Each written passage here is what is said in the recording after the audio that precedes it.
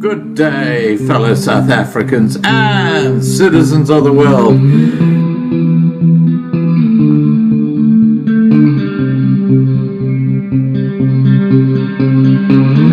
I've been looking around for salvation. I've been looking around for the truth. All around me I see frustration, and I looked all over till I found you. I sit and listen to your stories, and you're telling me, please don't worry. Lot in this world you should know, and love in life is where you should go. If you're looking for somewhere to go, if you're looking for someone to know, if you're looking for someone to guide you, then love in life will guide you. I know that life... Koinant! Good evening, fellow South Africans and citizens of the world, and welcome to tonight's live stream. Before getting our guests on, I should mention to you that more and more of our guests are struggling with connection issues as South Africa's infrastructure deteriorates. The guests hardest hit are the singers in our jamming sessions, who will more and more rely on pre-recording their songs to ensure quality is not lost during the live streams. It's really is a sad indictment on what the ANC are doing to the country. But anyway, we all know that. For those who have an interest in physical gold and physical silver, have a look at these live charts. It's quite extraordinary what's happening. Let's have a look at that. That's the gold price heading up towards $2,000 again. And the silver price, let's just have a quick look at that. Here it goes. On its way to $30 an ounce. Isn't that extraordinary? Right. Now, let's get back to our guest tonight. Tonight we'll be talking to Sara and Alex Weiss from the Institute of Race Relations, or the IRR. Alex Weiss is campaign and social media coordinator, and Sara is head of strategic engagement at the IRR and contributing editor at the Daily Friend. There are three organizations that in particular impress me when it comes to their proactive response to the actions of the feral gangster government South Africa is stricken with. They are AfriForum, Solidarity, and of course the Institute of Race Relations, who we're meeting tonight. So without any further ado, let me get our guests on.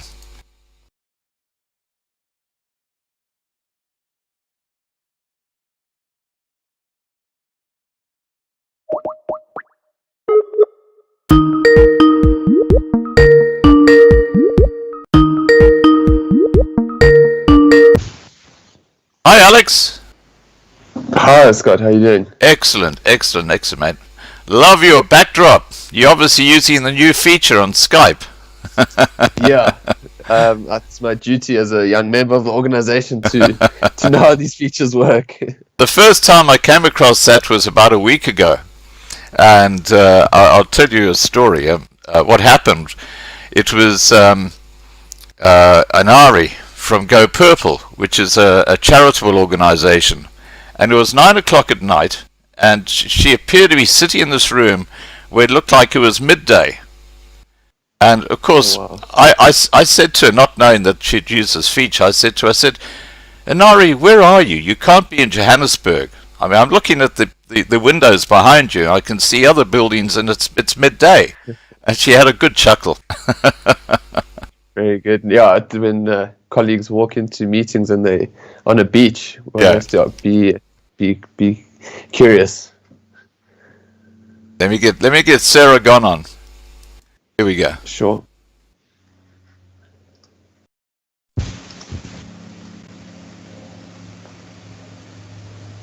Just waiting for Sarah to come on.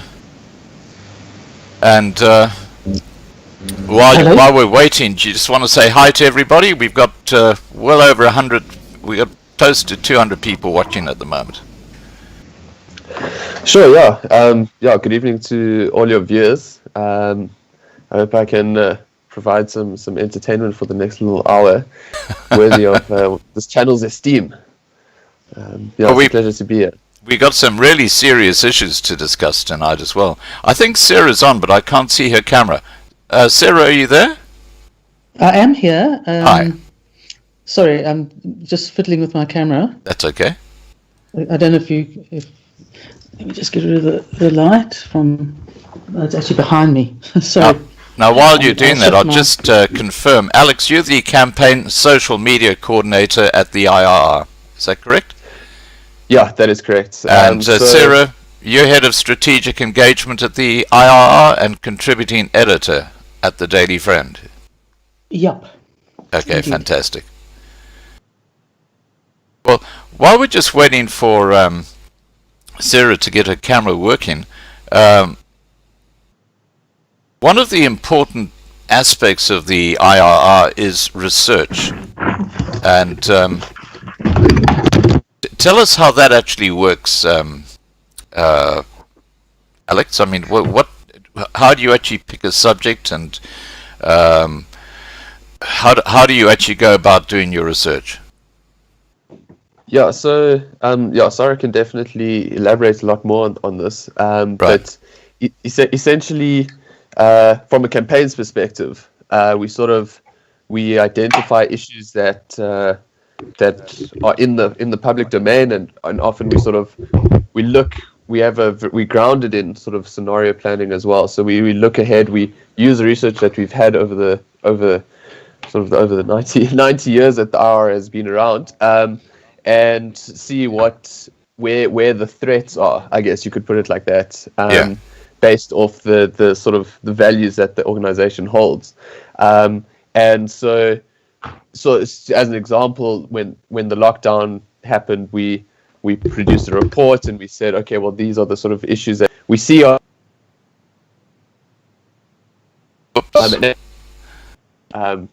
we sort of looked at the threat to civil liberties. Then as things started to progressively get a little bit more, started to deteriorate, I think, Right.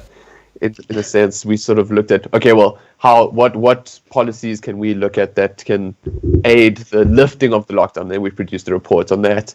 And then other policy decisions that are happening at a governmental level, like a very, very big issue, something like BEE or expropriation without compensation, sort of these policies and proposals that seriously conflict with our liberal democracy, and things which warrant some serious eyes and thorough research to counter the narrative and the objectives that these sort of policy proposals bring with them. So sort of survey the sort of the scene, the political scene, the socio-economic scene, and see how we can best advance so individual liberty at the end of the day. Right. Now, I have to say that I've spent a bit of time looking at your website and what you stand for, and there are so many issues that the IRR are getting their teeth into. And before I started, or I got you guys on, I made the comment that there are 3 organizations that I admire that I think are doing some really good stuff in South Africa, and the IRR is one of them. because they're proactively taking on this corrupt government and what they're up to. Now, Sarah, are you struggling there to get your camera on? No, I've got the camera on. It's just that my lighting's not great. Oh, okay. Do you want to put the camera on, or do you just want to stay as an icon? I've got the camera on from my side. Hang on a sec. Let's see if I can. Because I just see a little icon. Oh, okay. Have you got me now? Ah, there you go. That's it. Now I see you. Okay. The lighting's okay. The lighting's fine. I'll just go. It's good for my wrinkles. Well, don't worry. You should see mine. I'm an old fart. Okay. Now, what I might do is I'm just going to change this viewer into speaker mode, so the person who's speaking will fill the screen. And I'd like to cross to you, Sarah, if I can. Can you give us the history of the Institute of Race Relations? I think you're probably best able to do that. Yeah. The Institute is quite an extraordinary body in the sense that it's probably one of the oldest NGOs in South Africa, and certainly as think tanks go, it's probably the oldest, because we were founded in 1929, which was really a turbulent period between the move from British rule to Afrikaner rule. There was a lot of conflict on mines, white workers against bosses, black workers were considered almost irrelevant. So it was very much that era that would then ultimately culminate in apartheid. And it was during this period that some missionaries and a couple of other people got together and formed an organization that was really aimed at trying to research and meld together relationships between different racial groups in South Africa. So in that sense, it was quite radical at the time. But these are obviously conservative people who were genuinely, I'd imagine one would call them humanitarian, and that is really, to a greater or less extent, the goals that Alex has mentioned, the promotion of a classically liberal government or policies, has really been the cornerstone of everything we've done from 29 to date. So we obviously may have changed the emphasis, and we may have added or subtracted certain things that we've done, but that has always been the key thing, what we like to refer to as fighting the battle of ideas. And many people assume that once the apartheid era was over, the battle had been won.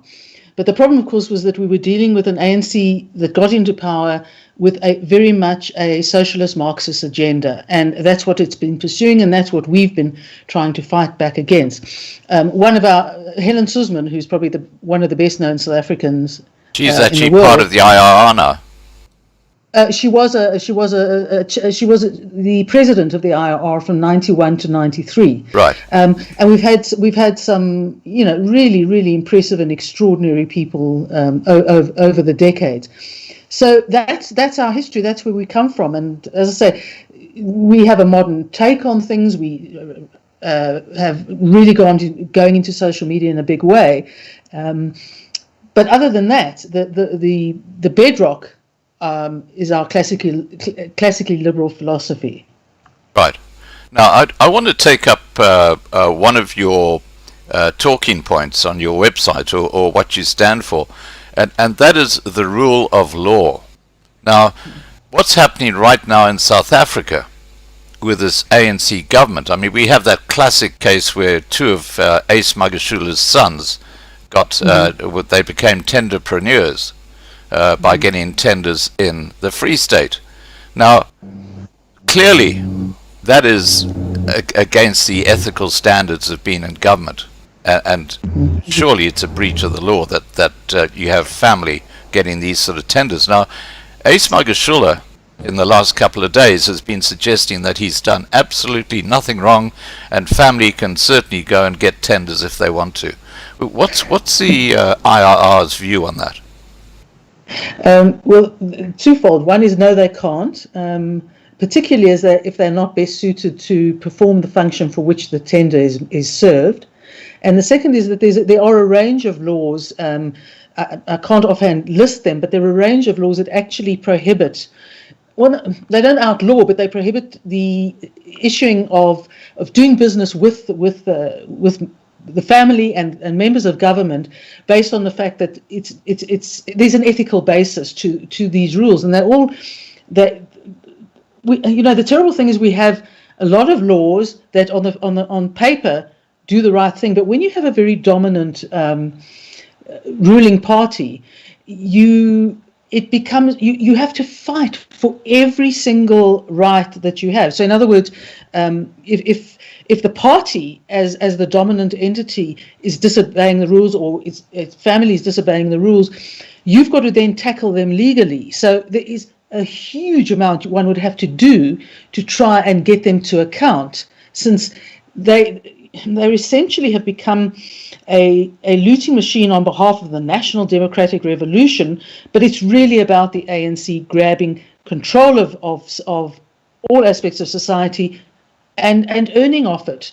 And that's the problem. And with Jacob Zuma having been the president for nearly 2 terms, in order to A, loot, and B, to save his own skin from being prosecuted for criminal activity, he literally put people in place that hollowed out every institution that would go to upholding the rule of law. And we are desperately trying to claw back from that. The only problem is, of course, that you've got an ANC that essentially is morally bankrupt. So because its emphasis is only on itself, it's terribly difficult to get it to feel the shame necessary to actually pull back and reassert, or allow those rights to be reasserted.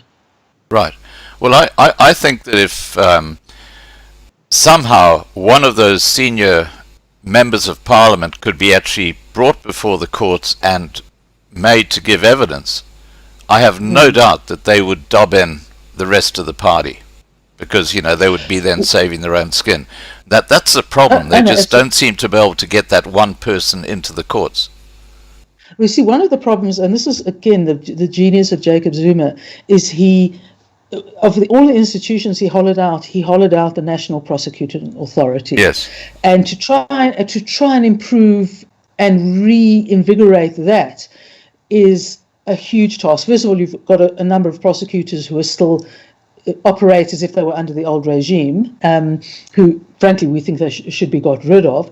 And because the skills have been hollowed out, and because they are almost starting from scratch, it's taken, I think, 18 months to date, if not a little bit more, since the new Director of Public Prosecutions has been put in place.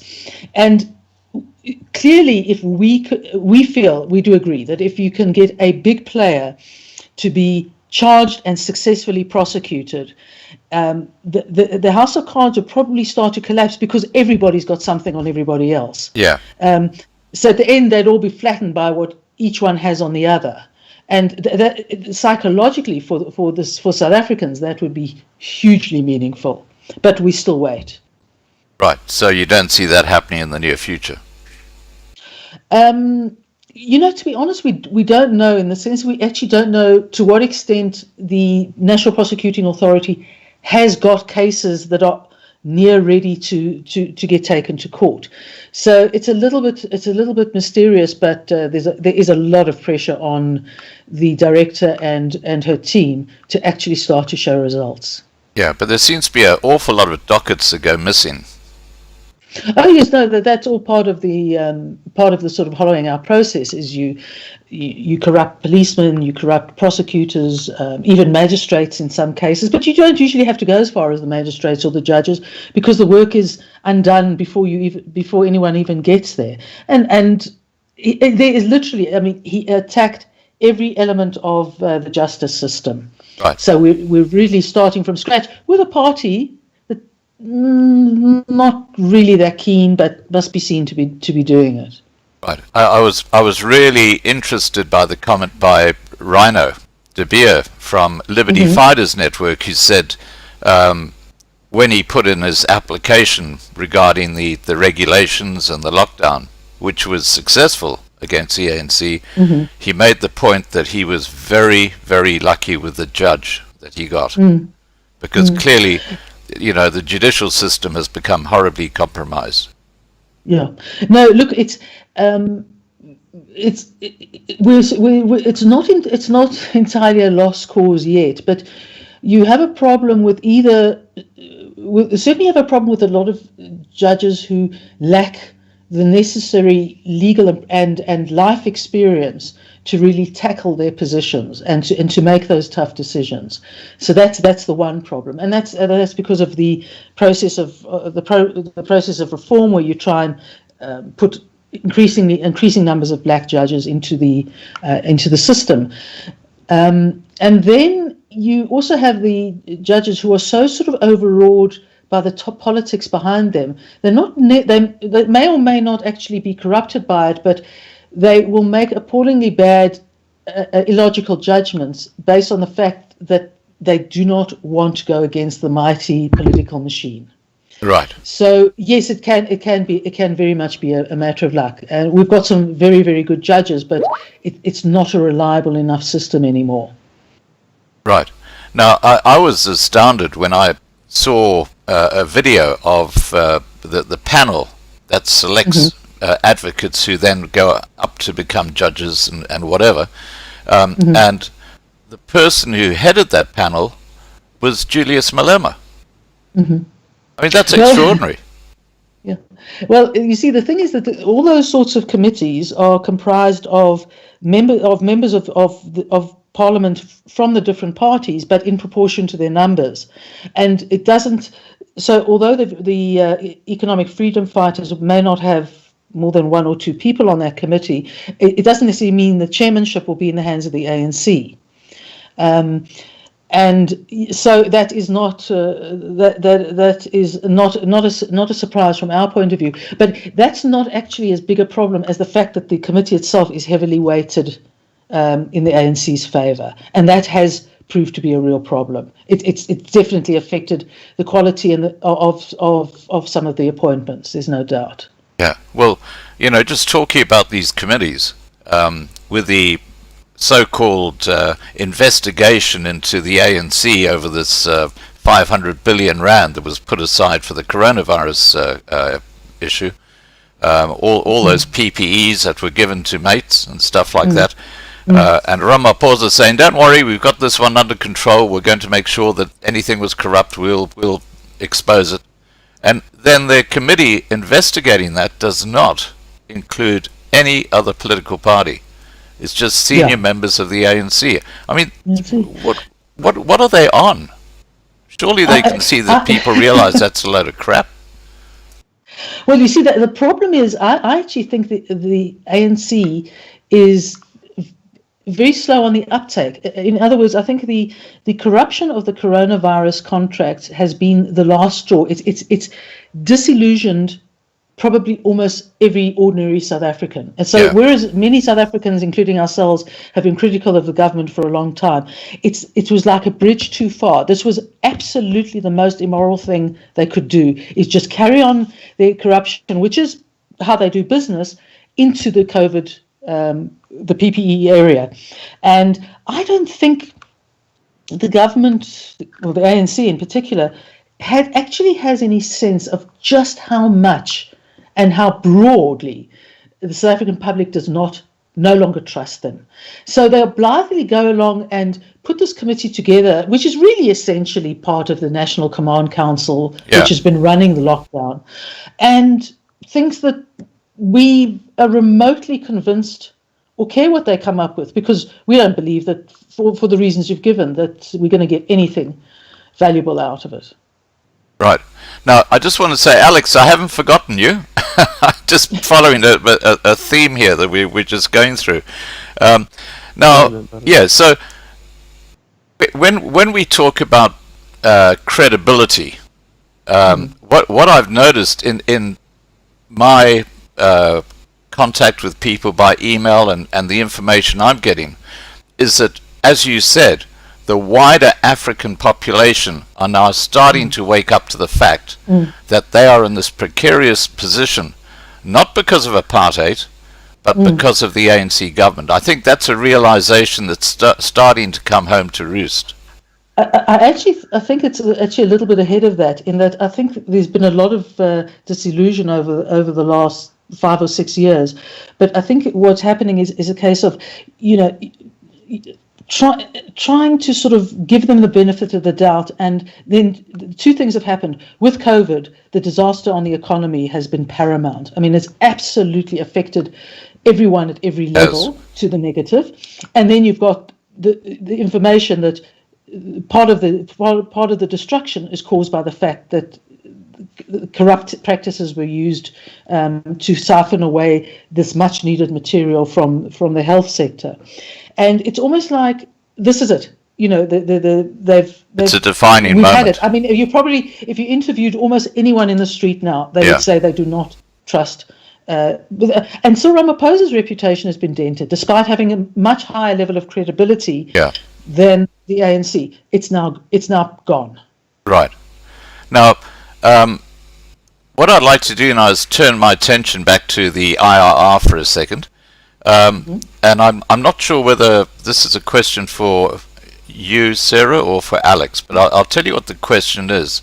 What are the IRR's aims and values? Because I see that you're continuously, it's like having a dogfight with the ANC and taking them to task over all the things they do. So what are the IRR's aims and values? Well, Alex can probably add in, certainly, let's put it in a youthful perspective, but it's essentially this. As I said, we've literally for 90 years worked on the basis that we promote classically liberal positions. So it's a free market, the right to own property, freedom of speech, freedom of choice, freedom of religion. It's very much aimed at the protection of the individual. So to that end, we've done huge amounts of research. We've put out papers, we put out reports. We will sometimes go into specific subjects beyond that remit, but that's the underlying remit of absolutely everything we do. So it could be about affirmative action, black economic empowerment. We do look a lot at economics because obviously it's fundamental. And what we really try to do, and we write a huge amount, and we probably are the NGO with the most press, mainstream media, even though it's not as good as we'd like it to be, presence of any NGO in the country. We are out there as much as we can possibly be, whether it's talking on radio, on television, writing articles, writing letters to editors, and that's how we keep sort of to some extent in the public eye. Behind the scenes, we have had discussions with the ANC, with the DA. We even offered to talk to the EFF, but to no avail, to try and give influence and ideas as to what can be done. And specifically, we draft alternative policy. So we don't just go saying, look, we have a problem with this. We go saying, there is a problem with this, but we can suggest the following. So we're trying to really contribute to what would make South Africa successful and attractive to investment, and literally uplift people who've been mired in poverty that they shouldn't have continued to be mired in because of a corrupt socialist-leaning government. Right. Carry on, Alex. No, I think I was just mentioning. I think one thing, and Sara can probably elaborate more succinctly on this, but as I think the one thing that stands out for me since joining the RR is this. It's almost a celebration of individuals, of a person's right to determine their life, and obviously that's quite a contention that socialists and communist regimes come into conflict with, and so the value of basing our research on these values and principles is that they are exactly that. They are principled stances that we take. But based off research, we don't skew results based off how we're feeling or that we are gung ho on this one sort of principle. And so something like when BE and affirmative action policies started to become sort of government policy in the early 2000s, the IR has done extensive work on researching, on asking people, doing surveys, how is this working? What is the aim of the policy of Black economic empowerment, empowering Black people? And our research shows that isn't working. But and what often happens in the sort of South African political climate is that it's an accusation the DA often gets, is that, but what's the solution? What do you propose? Right. And the IR, based on its principles and values and the extensive research done, came up with a policy of economic empowerment for the disadvantaged, recognizing that race-based policies would be apartheid 2.0, and so that's not a way to address inequalities. And it looked at, okay, one way of addressing the issue of inequality among races and historical injustice is to have a policy that isn't necessarily based on race, but on disadvantage. And so those are that's what kind of makes the R quite distinct, I think, as an NGO in South Africa. Right. Now, Alex, before I ask, I want to pose the next question to you, but before I do so, I just want to address the side chat.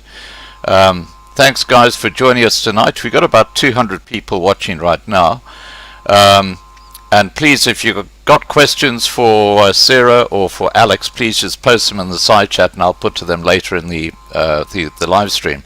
Now, getting back to you, Alex, the elephant in the room right now, is the new ANC censorship laws on videos. And we're talking about people who are in South Africa who've got YouTube channels. They're now being told that they have to register, they have to pay money, they have to have these videos classified before they can go up, all these sort of things. I just want to read something that I've done a bit of research on this, and I'm just going to read something to you, and then I'm going to get back to you with a question. Okay, so what I've got here is the Wikipedia page of the Film and Publication Board, and this is the South African Film and Publication Board. And if we go down to the bottom of this Wikipedia page, the Electronic Frontier Foundation, which is an organization that I respect greatly. I was actually involved with it back in the 1990s. And it says, only once in a while does an internet censorship law or regulation come along that is so audacious in its scope, so misguided in its premises, and so poorly thought out in its execution that you have to check your calendar to make sure 1st of April, April Fool's hasn't come around again. And it goes on to say the draft online regulation policy recently issued by the Film and Publication Board of South Africa is such a regulation. It's as if the fabled prude Mrs. Grundy had been brought forward from the 18th century, stumbled across hustler.com on her first excursion online, and promptly cobbled together a law to shut the internet down. And they go on to say, yes, it's that bad. Now, what are your thoughts about this whole situation with the new, I mean, it's a censorship. That's all it is. It's an act of censorship. What are the IRR's views on that? Because you're very involved in this area. Yeah. Well, it's keeping on the theme of values and principles. I mean, it's right up there, and it's almost a jewel in the crown of the ANC's. This is where that's the logical conclusion of communism hits. I mean, there's been numerous sort of references to George Orwell's 1984 since the lockdown began, and yep. I think this is a very visceral example of thought policing. But I think it's so. To my gut reaction to this when I saw this which was funnily enough brought to my attention by a YouTuber.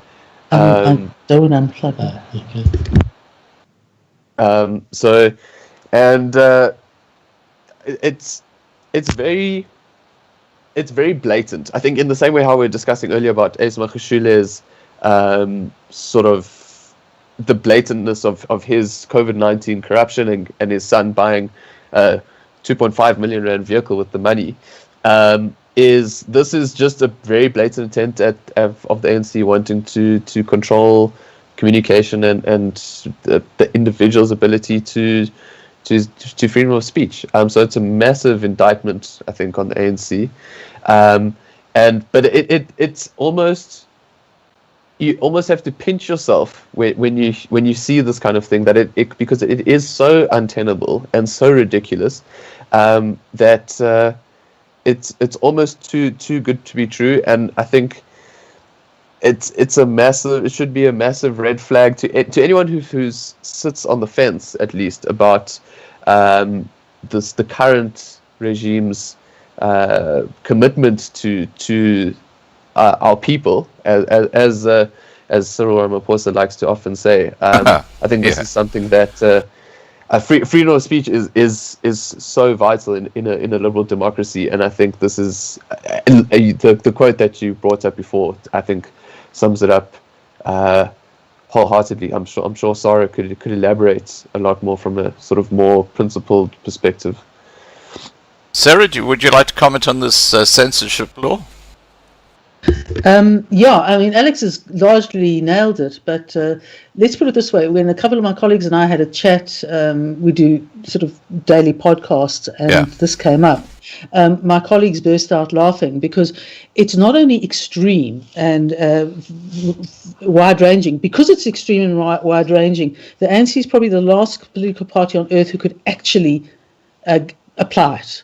And it also, I have absolutely no doubt that it will not move before a party or a group of parties goes to the Constitutional Court and says this is unconstitutional. It completely infringes our Bill of Rights, and it would set them back. I mean, what's really to give you a sense of the annoyance is this toying around with this sort of thing, which we haven't seen since the apartheid days, when they wanted to make sure pornography came nowhere near you. And what they really needed to do was, for over 10 years, the cell phone companies and similar bodies have been dying for the government, for the communications department to release more broadband. Hasn't done so. So it makes doing business and being competitive all the more difficult. So what do they concentrate on? It's a sign of desperation, in fact, that they want to follow censorship. And I can only say I think China would be proud, but I fortunately don't have much faith that the ANC will actually pull this off in the end. Right. Well, I have to just say that I'm in Australia, so I'm actually publishing this live stream from Australia. So I'm outside the ANC's jurisdiction. I'm lucky. But people who publish a video live in South Africa technically now are in breach of this act, because they're supposed to get approval first from the Film and Publications Board. That's my understanding. Well, let's put it this way. If you want the thing to stop working faster than it started working, is everyone put in to the Publications Board what needs to be approved. It would be impossible to deal with, and for them to actually chase you up, it would be almost a joke. I mean, that's not to undermine the seriousness of the intent, but it's just, but despite anything else, I mean, if only countries like China or with that sort of size can actually do something like this. South Africa, I don't know, they've probably, the communications department probably doesn't have the budget to do it, because the budget they couldn't organise a barbecue in a park. Exactly. Yeah. Exactly. I think, I mean, just to add, I think what we often do on a daily basis work out is is on the scale of malicious to incompetence. Where does this ANC decision rank? And I think the frightening thing about this, and the minister who ironically who's sort of drafted this act was Stella Ndabeni Abrahams, who a month into the lockdown was suspended for breaking lockdown regulations. I mean, that's a side note, but there's a fundamental misunderstanding or ignorance of how media works in the 21st century. Well, that doesn't surprise me. Exactly, and I think but these are the people who are running the country, and you don't have to be a rocket scientist to know these things. I mean, South Africa, I think South Africa on average, there are 2.1 smartphones per person in South Africa, and particularly with the rise of the social media platform TikTok, the video sharing platform, you've seen a massive rise in individuals producing content all the time, and it's a very obviously there's dangers with sort of social media stardom and that sort of stuff, but it provides it's a very tangible expression of freedom for a lot of people, and there's just so much that there's maliciousness, but an also fundamental, like I'm trying to think what the correct word is. It's almost like a willful ignorance of how the media works, and if this is coming from the upper echelons of the media or the people who are responsible for making media and communication available, it's completely, we're going in reverse. But if I can just add, I think this is part of the zeitgeist that the ANC doesn't understand. Because so many people did not have telephone connectivity coming out of apartheid.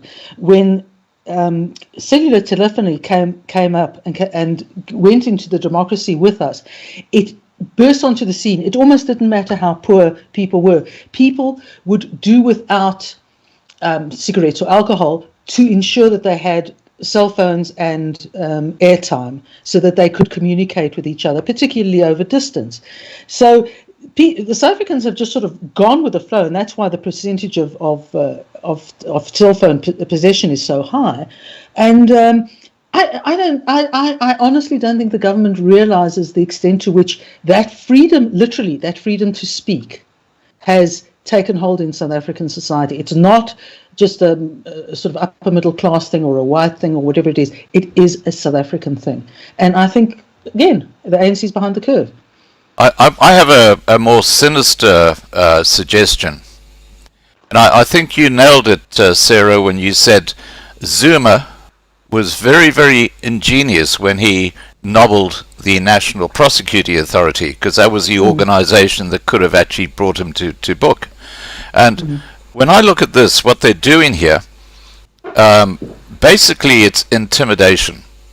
And what they're saying to anyone out there who brings out a video that maybe takes the ANC to task or calls them corrupt or something like that in South Africa is suddenly going to be singled out under this act. So I don't think it's going to be something that if you just put up your little Mary, Mary had a lamb, da-da-da-da-da, I don't think they'll worry about those. But if you say Ramaphosa's got to go because he's corrupt, and you publish that in South Africa, they'll go for you.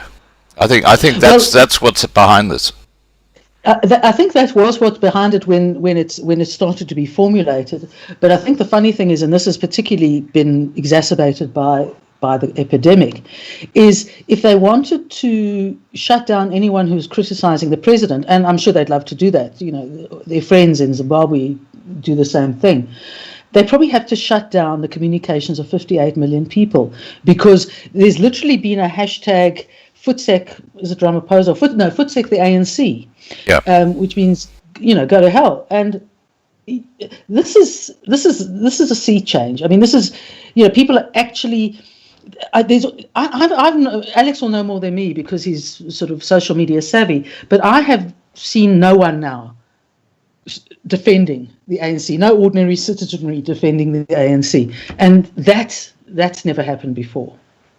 But isn't it time that something happened? Because what I'm seeing is that they're just feeling so empowered now. They're like the big chief in the kraal. You know what I mean? They're sitting there and they don't care what anybody thinks, because it's really going back to the old tribal ways where they're the big chiefs and everybody else has just got to listen and do what they tell them to do. I think that's the mentality of the people who are running the country right now. I think one of the things to bear in mind, and that's the irony of hollowing out the judicial systems, is that those are the systems you need to prosecute people who break this law. And this law hasn't been signed into effect yet, which is the duty of Ramaphosa to do when and if he decides to do it. So if you think of the number of breaches there would be, the police, you would need to track it down. I mean, there's no way the Department of Communication can do it. It's not, it didn't begin to have the manpower necessary. But we have, as you're well aware, we have such a problem with real crime. I mean, really serious crime in this country, that the police are not there to investigate. The prosecutor's not there they've got much bigger, pardon the pun, much bigger fish to fry. And, it's just, look, there's no doubt there are numerous NGOs who are dedicated to issues relating to communication and communication law. So I have no doubt that they will, if they feel it needs to go to court, it will go to court.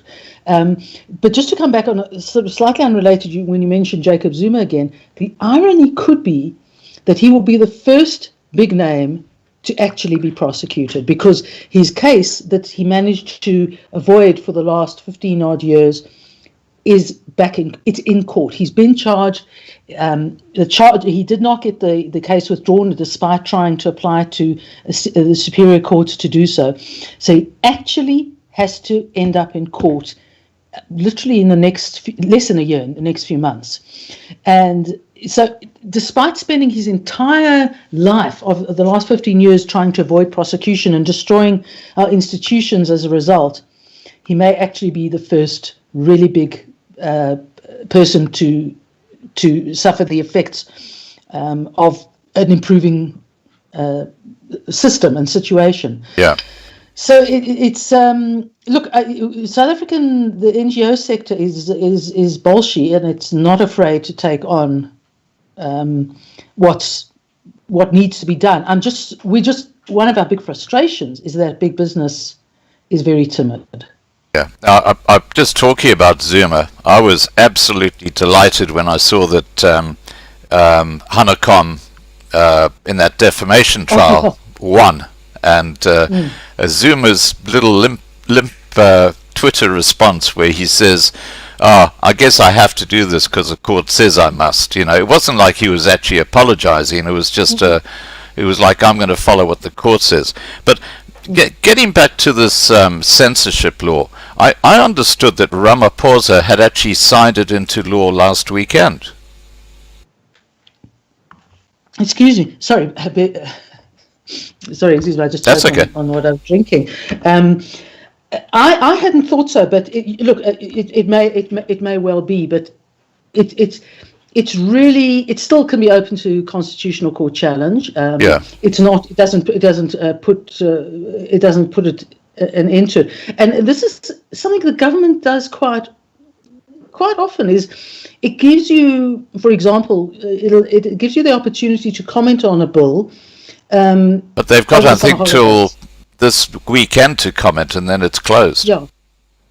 No, but the comments will have gone in. There's no doubt about it, and it's as I say, it's never. The one advantage of being in a constitutional democracy is that opportunity is always available. It may be a little more difficult to argue once it's closed, but one of the big problems is often the fact that they make the periods for comment so short that the process in itself ends up being under attack because that in itself is an unconstitutional act, and it breaches the whole idea of administrative law. Right. Now, Alex, is there something you'd like to add to this discussion with what we're talking about here? Yeah, there's two things. One is just that the first point is that we released a report recently titled "The 10-Year Lockdown," and it was basically illustrating Excellent how, report. Yeah, cheers. I think the head author, Dr. Anthea Jeffrey, is to be given a lot of kudos for that, and it's looking at how essentially the national democratic revolution is the bedrock for all these destructive policies that have led us to being a situation where COVID-19 was the crisis on top of another crisis, and I think part of that, on the topic of freedom of speech and this new act.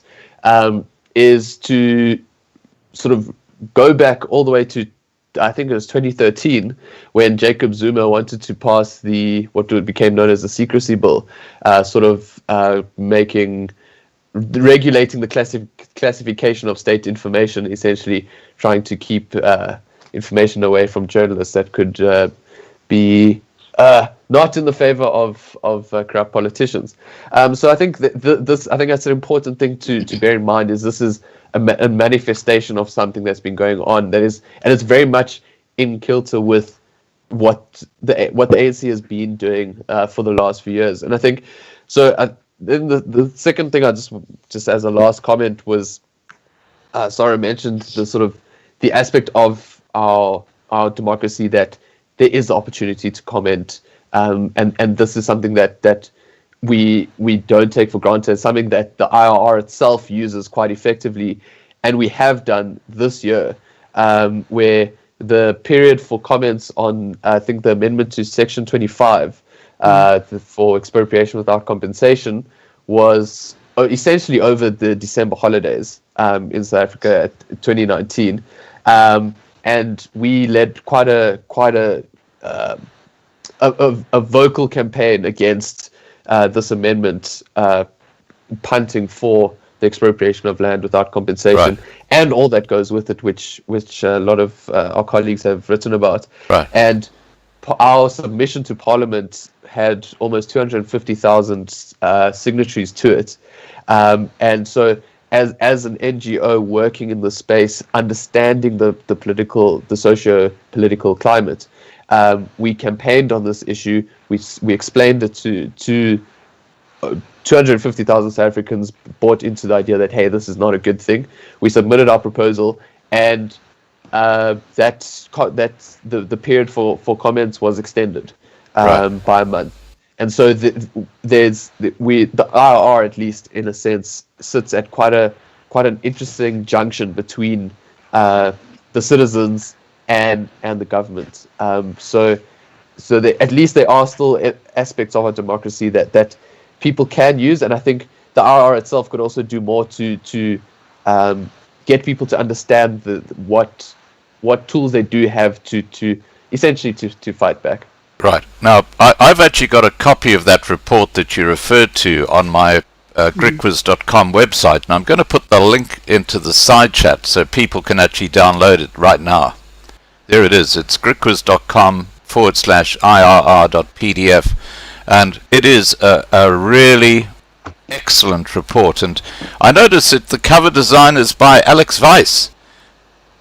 Yeah, that's well, essentially my role at the institute is actually just to try and popularize research. Right. So my role is essentially to take the research is the bedrock of everything that we do, and so the role that I came into was sort of formulated with this idea of, okay, we need to make our research much more attainable to people, and yeah, part of that is creating these hopefully eye-catching, emotion-inducing report covers. Right. Well, I just commend you, because I think the report by Anthea is fantastic, and yeah, no, it's great. Now, I just want to get back to the censorship thing, and I just want both your views on what I think is going on behind this. You've both said that there's no way they can actually manage this because there's just going to be too much stuff happening. And even an animated GIF on WhatsApp is technically in breach of this law. It's crazy. But having said that, I think what's going to happen, this is the way these guys work, is they're going to single out one, probably a YouTuber, a YouTube channel that puts up stuff that they don't like. And they're then going to target that person. And I hear what you're saying, Sarah, about the NPA not being able to manage everything. But then you look at Vicky Momberg, how she was just hunted down and criminalized in such a extreme way. If they want to target someone, they will. And I think what will happen is that under this law, they'll target one person, make an example of that person, and the rest of the community will say, oops, I don't want to be the second person. I just want to put that out there and just get your views. Perhaps you could start this off. Can I just make a correction? The law was passed last year, October of last year. What's up for debate now are the regulations. In other words, obviously how the law is going to be applied. Right.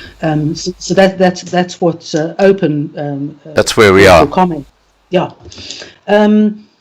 You see the thing about. The thing about Vicky Momberg and Penny Sparrow and the couple of people that have been on the receiving end, I mean, absolutely atrocious stuff. But it's a case, of course, of singling out There have been examples that you can where those who want to can single them out, and I mean even the pursuit of arguably a lot of the legal pursuit does not have a sufficient basis in law to justify the decisions they came to, and that's where you see magistrates and people like them sort of doing what they think the governing party wants them to do. And I think, we'll look back on it not too long in the future and look at it with complete and utter shame that this was that people did not support her more, even though her comments were appalling.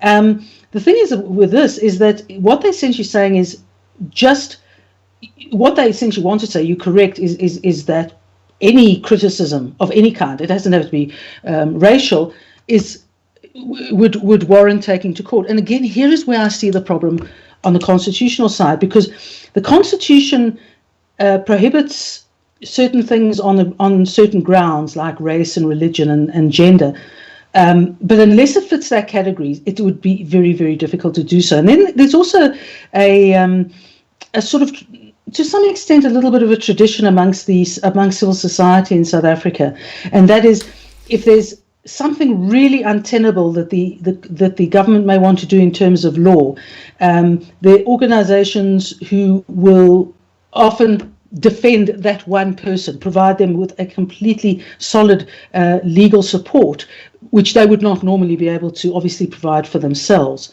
So those sorts of situations are unlikely for some poor schnook to end up being completely at the mercy of the justice system. But look, I absolutely accept your point. Nothing with the ANC, nothing is impossible. We maybe a little bit sort of display a bit of bravado about it, but that also, I think, comes with the territory of having reached a point of such utter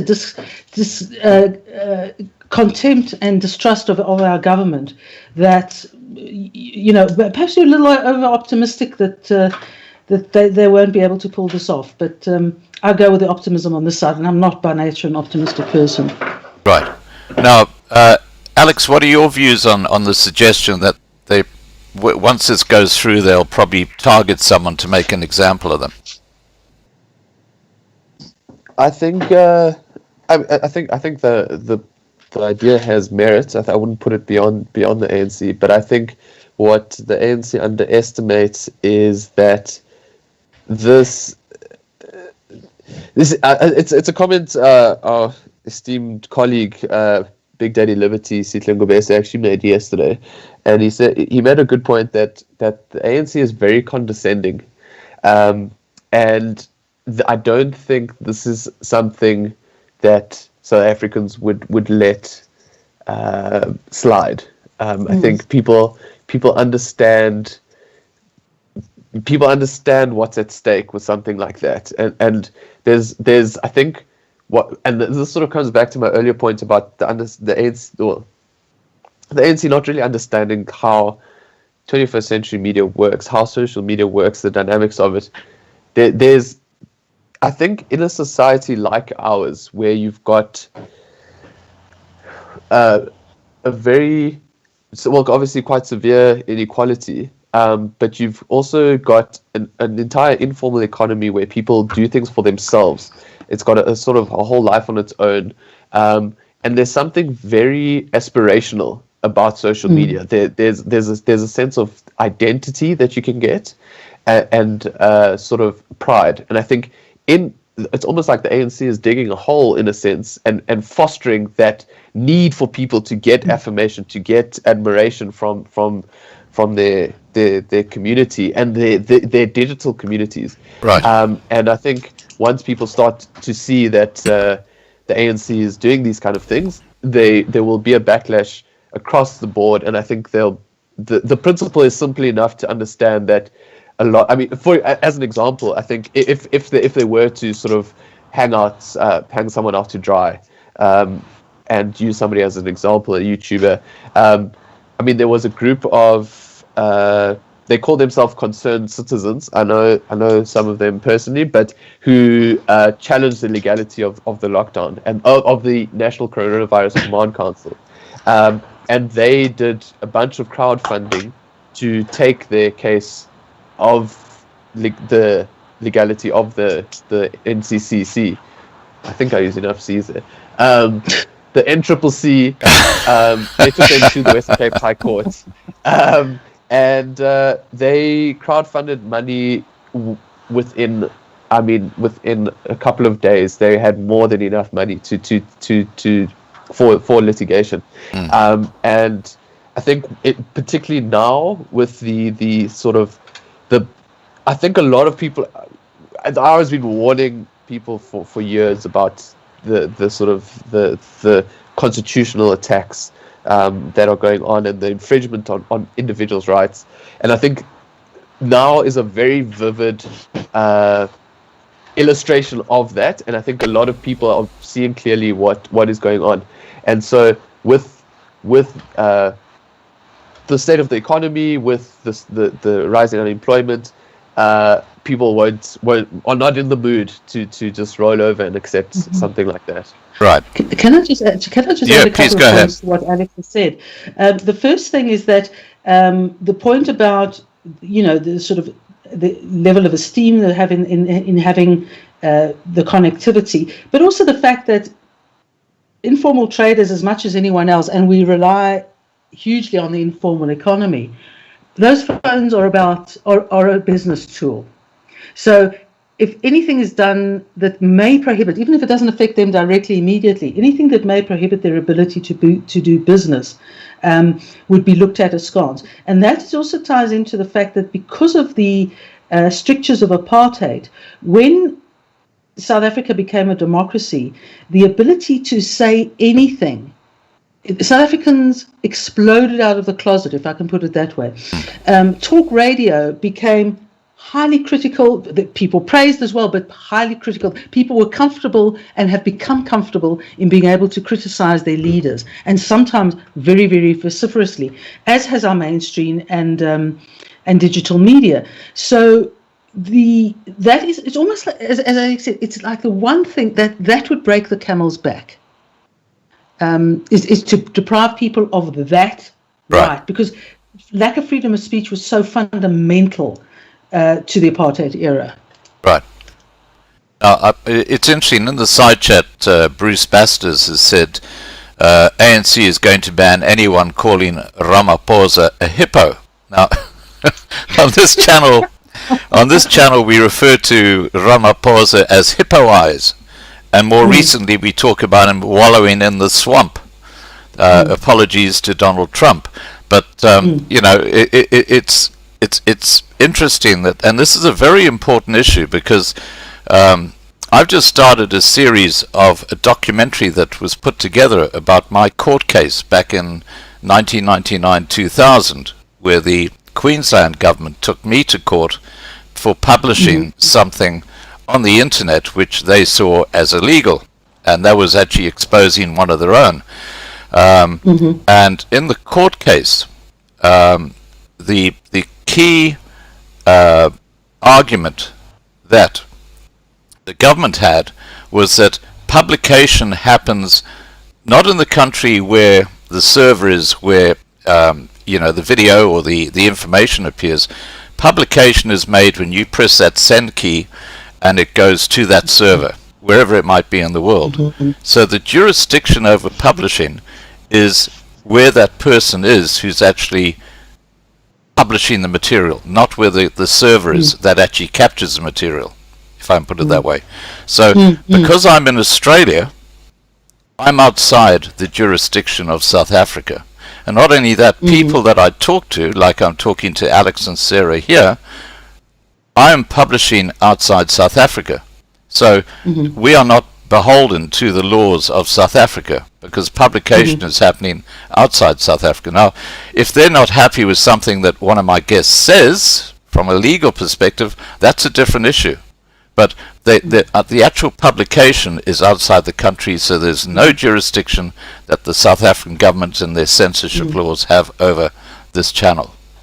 Well, I think that goes to what we were saying about, the ANC being behind the curve, because, the whole idea of a server being based completely outside of the jurisdiction and being received somewhere else probably would not even have occurred to them. Oh, absolutely not. That's just on that side. Look, obviously, even and it's actually fascinated me that this hasn't happened more. It's only happened to a very limited extent. But obviously, whatever you put out on social media, on digital media, if it would have been defamatory in writing or on radio, it would be defamatory. So that would always be. A defamation action could always possibly be brought if it can be proven, and be either civil or criminal, and the form of media wouldn't affect that at all. But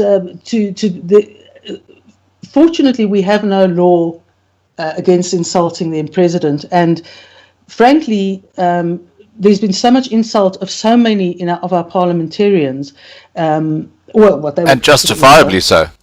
And justifiably so, that it's like, as I said, it'd be like taking down 50 million people in the course. If they could try, I think the problem is that the South Africans have just had probably just enough freedom to not tolerate this, and for all the reasons that Alex said. And also the fact that to bear in mind is that the generation that was very much beholden to the ANC and would support the ANC is getting older and is dying out and is being placed by a younger, less emotional, certainly emotional towards the ANC generation. And those young people have grown up in a society where they were not subject to any strictures. And any attempt to restrict their freedom of expression would just be it would be outrage. Right. Now, talking about being stuff in print online, Sara, you are one of the editors of the Daily Friend, which is the newspaper which is produced, or the online newspaper which is produced by the IRR. Do you want to tell us a bit about that and a bit of its history? Sure. That history is fairly new. I was asked by the CEO, Frans Cronje, if I wanted to start a sort of what he called an online newspaper, but it's not a newspaper. It's an opinion portal. Right. We put a few news items for interest of our readers, but what we do is produce a minimum of a minimum of 7 opinions up a week, at least one every day, and on the weekend it's usually 2 or 3, Saturday 2 or 3 or Sunday. And the idea is to put forward opinion based on our beliefs and similar. Right. And if we're at all concerned that somebody may be writing something we disagree with, we don't. We may do a bit of editing, but I've had to do very little. Very little editing of substance, and we'll usually just put in the disclaimer that these views may not necessarily represent the views of the IRR. And what we also do is more recently started providing a platform for readers and, readers to write in and respond to a view we may have had.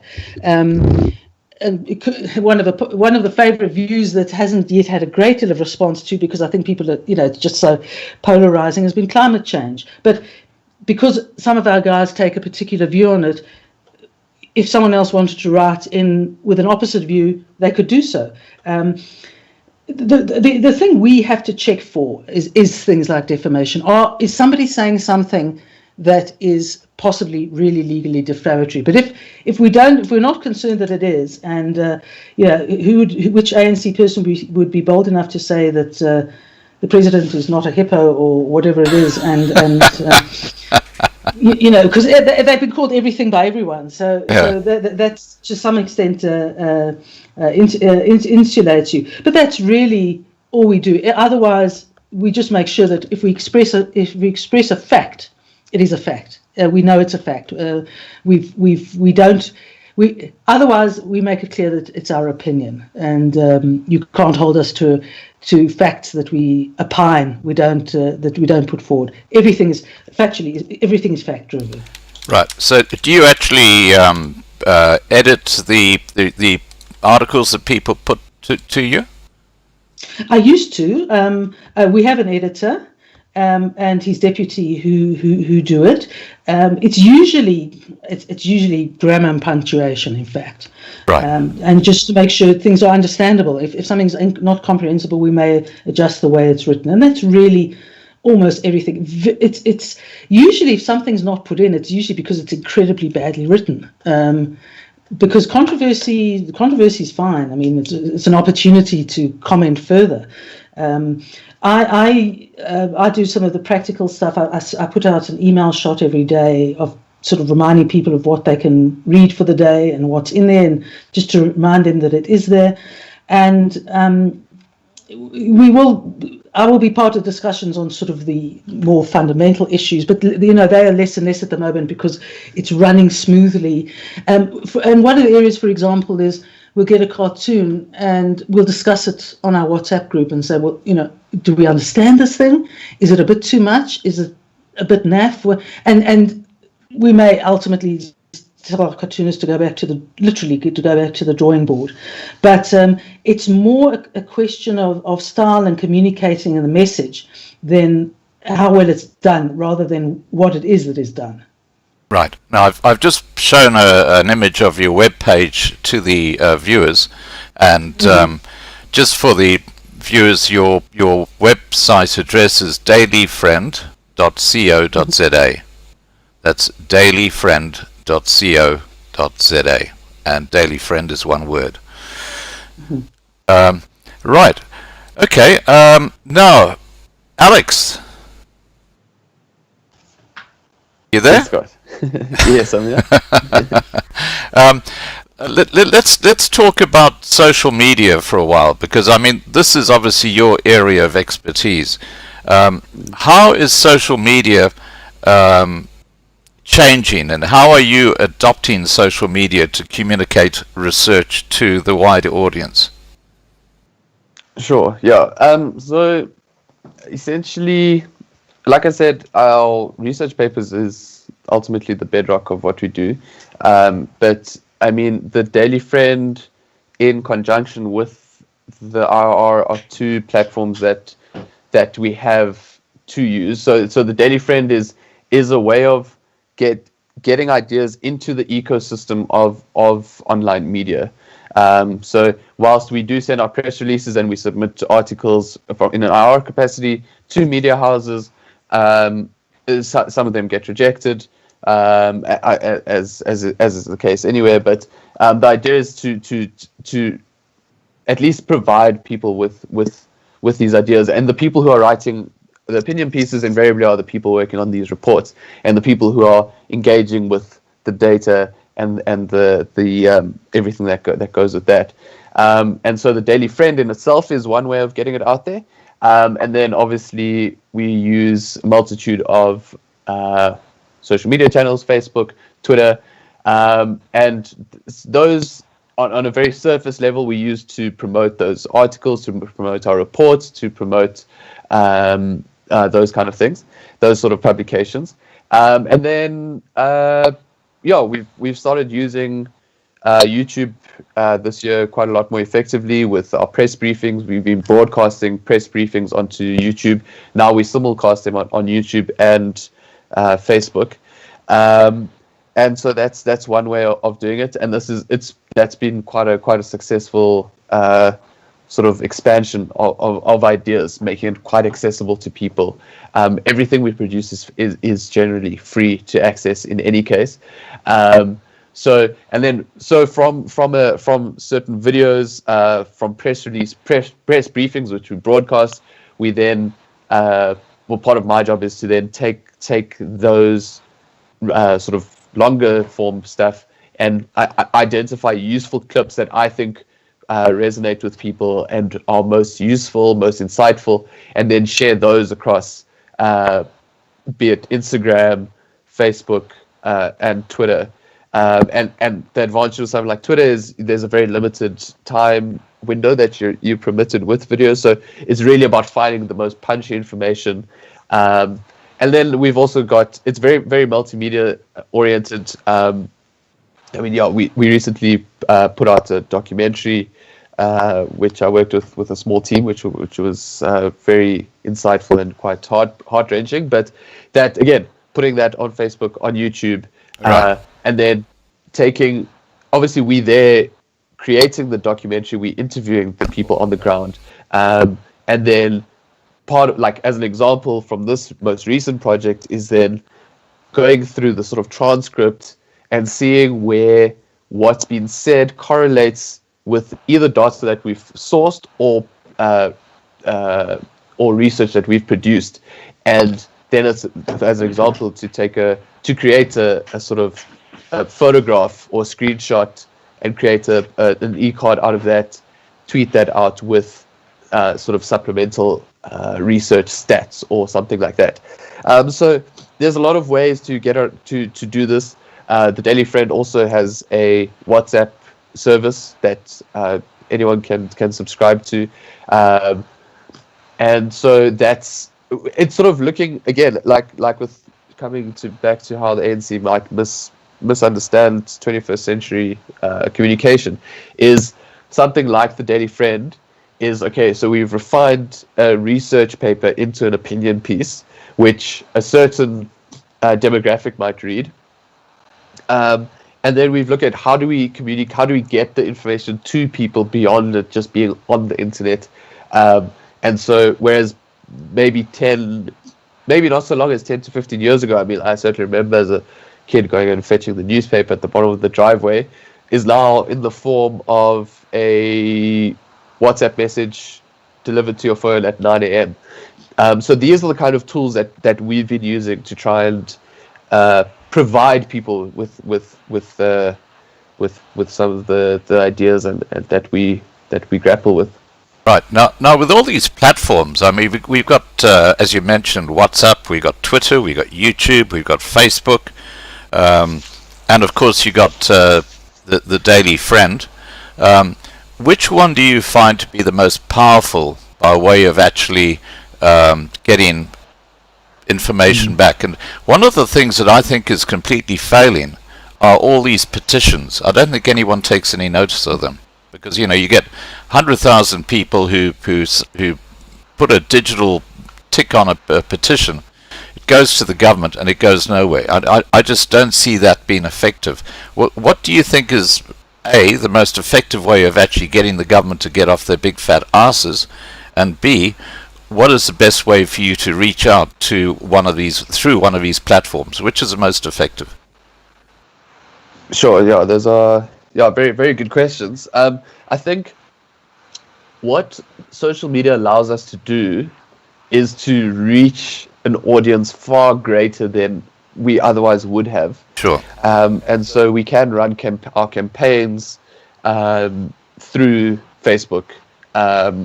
We can market through Facebook. We can use our page, and at least that spreads these petitions. And with the example of the EWC campaign we ran, that was a petition campaign, and that made a difference. That got the period for comments delayed. It was quite a big win for us.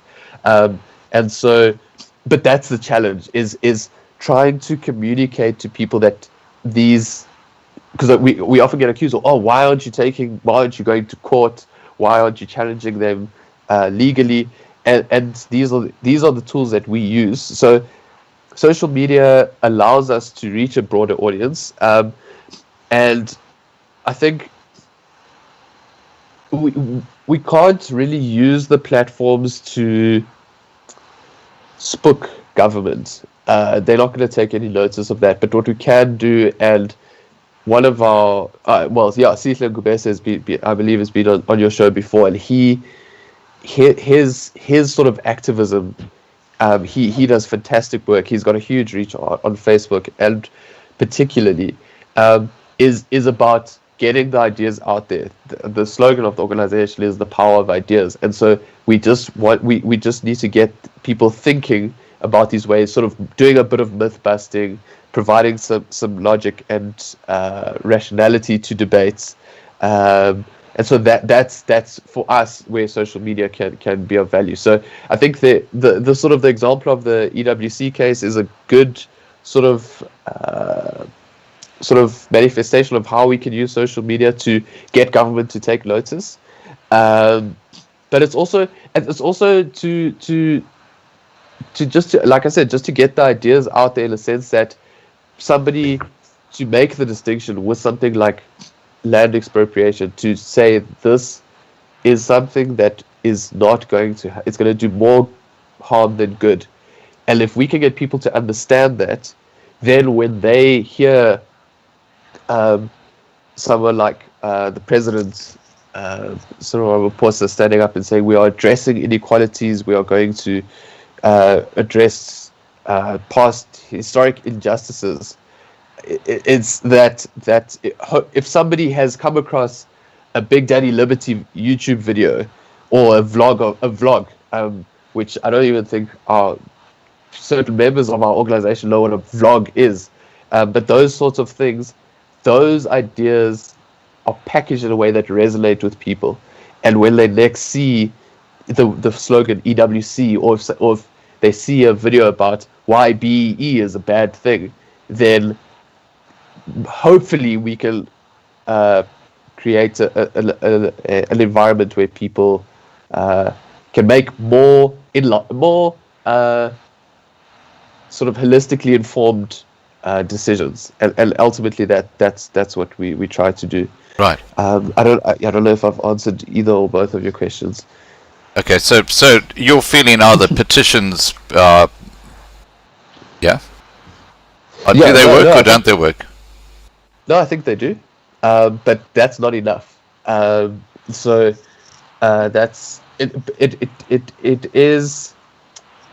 So the IRR, we have a friends program where members of the public can, and that's one of the primary function of the campaign's unit within the organization, is to get members of the public to support us through a monthly donation, and essentially we fight for the rights of our members through all the activities that we do, through speaking truth to power, right, through sending out press releases, that kind of thing. And so what we're trying to do is to bring people on board.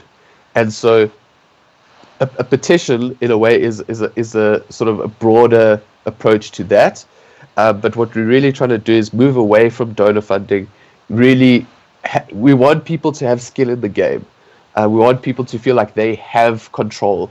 And through having a group of supporters who hopefully identify with our principles of limited government, freedom of speech, the importance of the rule of law, property rights, is to take to hand. Is if we go with we went in February this year. We went with a box with the names of 250,000 people who were saying no to expropriation without compensation.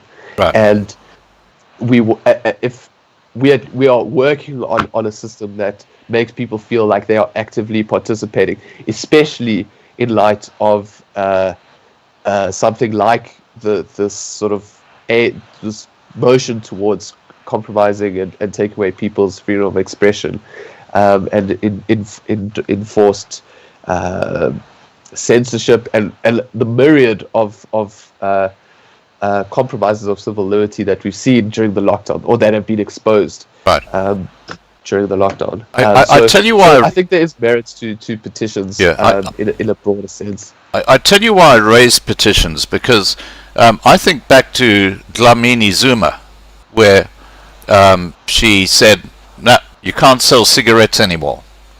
And I clearly believe there's an agenda behind that, and it's in the name of Edward Zuma, who is pushing out illicit cigarettes left, right, and centre. And of course, that's her stepson. So they're all doing very well, thank you. But her suggestion was that she had got 2,000 letters from people saying, "Please stop smoking in South Africa." And when someone took her to court, it turned out that there was something like only 400 letters that she had received to that effect, and the rest were totally unrelated. She had just made the whole thing up. And at that time, a petition was brought out, and very quickly 500,000 people signed the petition saying, get rid of the ban on smoking. And the ANC took absolutely no interest in that at all. They just ignored it. This is why I have concerns about petitions. But I just want to touch on Big Daddy Liberty for a second. I mean, this guy's got a huge personality. I really enjoy that fellow. And now he's getting involved in the protests. I saw him at the protest in Cape Town, where he made a speech for the Smokers Unite South Africa organization. And Marlena, who's my my PA, who looks after the live streams. You've met Marlena, or you've chatted to Marlena. She's been trying to get hold of BDL, Big Daddy Liberty, to come back on our show, so we can have a chat to him about what's going on with the protests and stuff like that. A totally different theme to what I had Big Daddy Liberty on my show about 6 months ago, I guess. Can you just put a word in his ear to give Marlena a call? I will. Fantastic. He does host a show with Sara. And okay. That's a Sarah, Tuesday morning. Perhaps you can put a word in his ear. I'll WhatsApp him tonight and say he's been removed. Tell him to get off his... I'm not going to say it. Okay. Now, I'm not sure who this question should be aimed at, but I'm just going to put it to you guys. The importance of civil society and supporting non-profit organizations. Tell us about that. I mean, this is obviously a critical aspect of the IRR. And what's interesting about South Africa is that despite all the deprivations of apartheid and all the deprivations of ANC governance, civil society has been incredibly strong and incredibly outspoken. And we're not always at idem sort of politically. I mean, a lot of organizations would be to the left of us or to the right of us. But there's almost a culture of NGO activity in almost every sphere, whether it be health, whether it be education, politics, finance, economics, etc. And it's in a sort of almost absurdly vocal, confident sector whose usual limitation is financial. That's probably the only thing that prevents us from doing more of what we'd like to do or be more effective, is that. And that's one of the reasons why we've tended to keep away from court work ourselves, is we feel what resources we have we should use more sort of cannily, if I can put it that way. But there is almost no issue of controversy that comes up where at least one NGO doesn't have something to say or to act upon, and that is really probably almost like the thin blue line between what the government could do to us and what it actually ends up not doing to us, and it is that very strong civil society sector, and it's also the civil society sector that is charitable, that works on charitable things, on issues like the care of children, the care of the disabled, the sort of things you'd see in most societies. Notwithstanding the fact that our funding, some people. No one really ever gets funding from the government. They may get funding from overseas. It may be local. It may be a combination of factors, but it's really it's a brave sector, and in a way, I think because it has such a strong history, it's kind of very difficult for the government to try and sort of push us down, because what can be done to the IRR could be done to anyone else, and it also, and this is again the thing about the internet and social media, is any injustice will go out. We can send it out across the world in a way that was unimaginable even 5 years ago. So that combination of things, it's something the ANC does have to tussle with. And if things are not entirely if the government doesn't entirely move away from doing something, it usually does.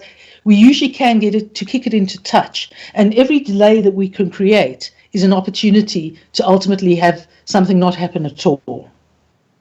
Right. Now, Alex, is there something you'd like to add to that? Yeah, I think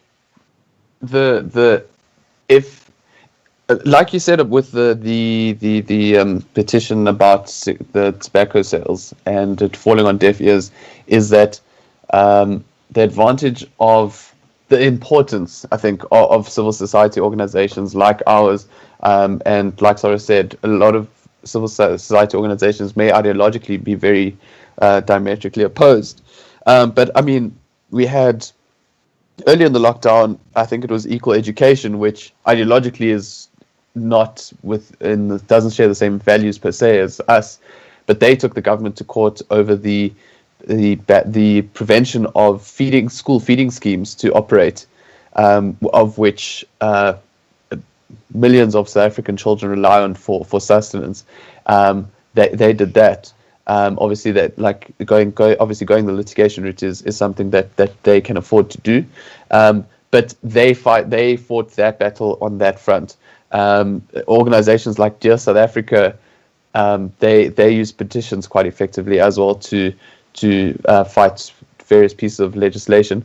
And so there's a massive diversity and quite a vibrant civil society culture. And I think that is where democracy in South Africa is, that these organizations are able to operate. And it's an ongoing battle, so we get kept on our toes all the time. But, in the same sense, the advantage is that whereas a petition, for example, like you mentioned, may fall on deaf ears, is an organization like ours uses channels that people don't necessarily. I don't even think I understood how these things work before I joined, and that's the advantage, is that if we stand for a set of principles, if you believe in those principles, then we will. Our slogan is "Join us if you want to live free," and so that's what we do. We there's a certain authority that an organization such as ours of 93 years of history has, that individuals in their own capacity might not have.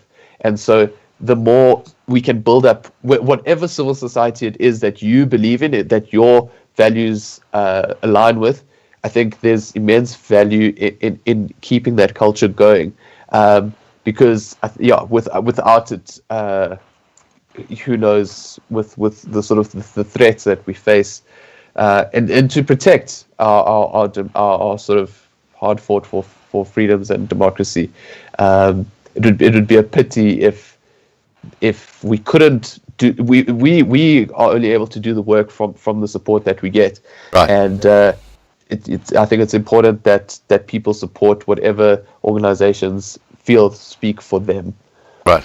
Can I just add something Please on do. the petitions issue?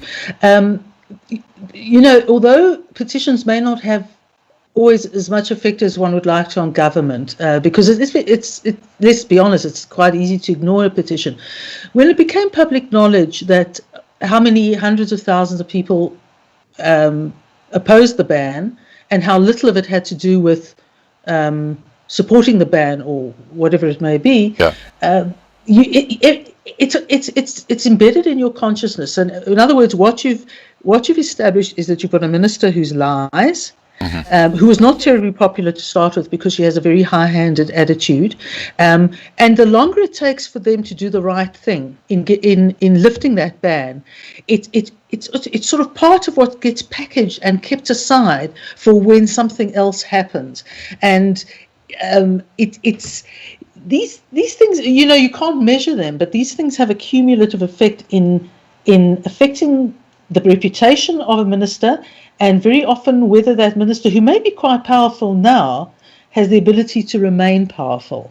So it's often a lot of effort for what seems like a little return, but it's put in the bank, and it goes to the distrust completely. Right. I mean, finished. Yeah.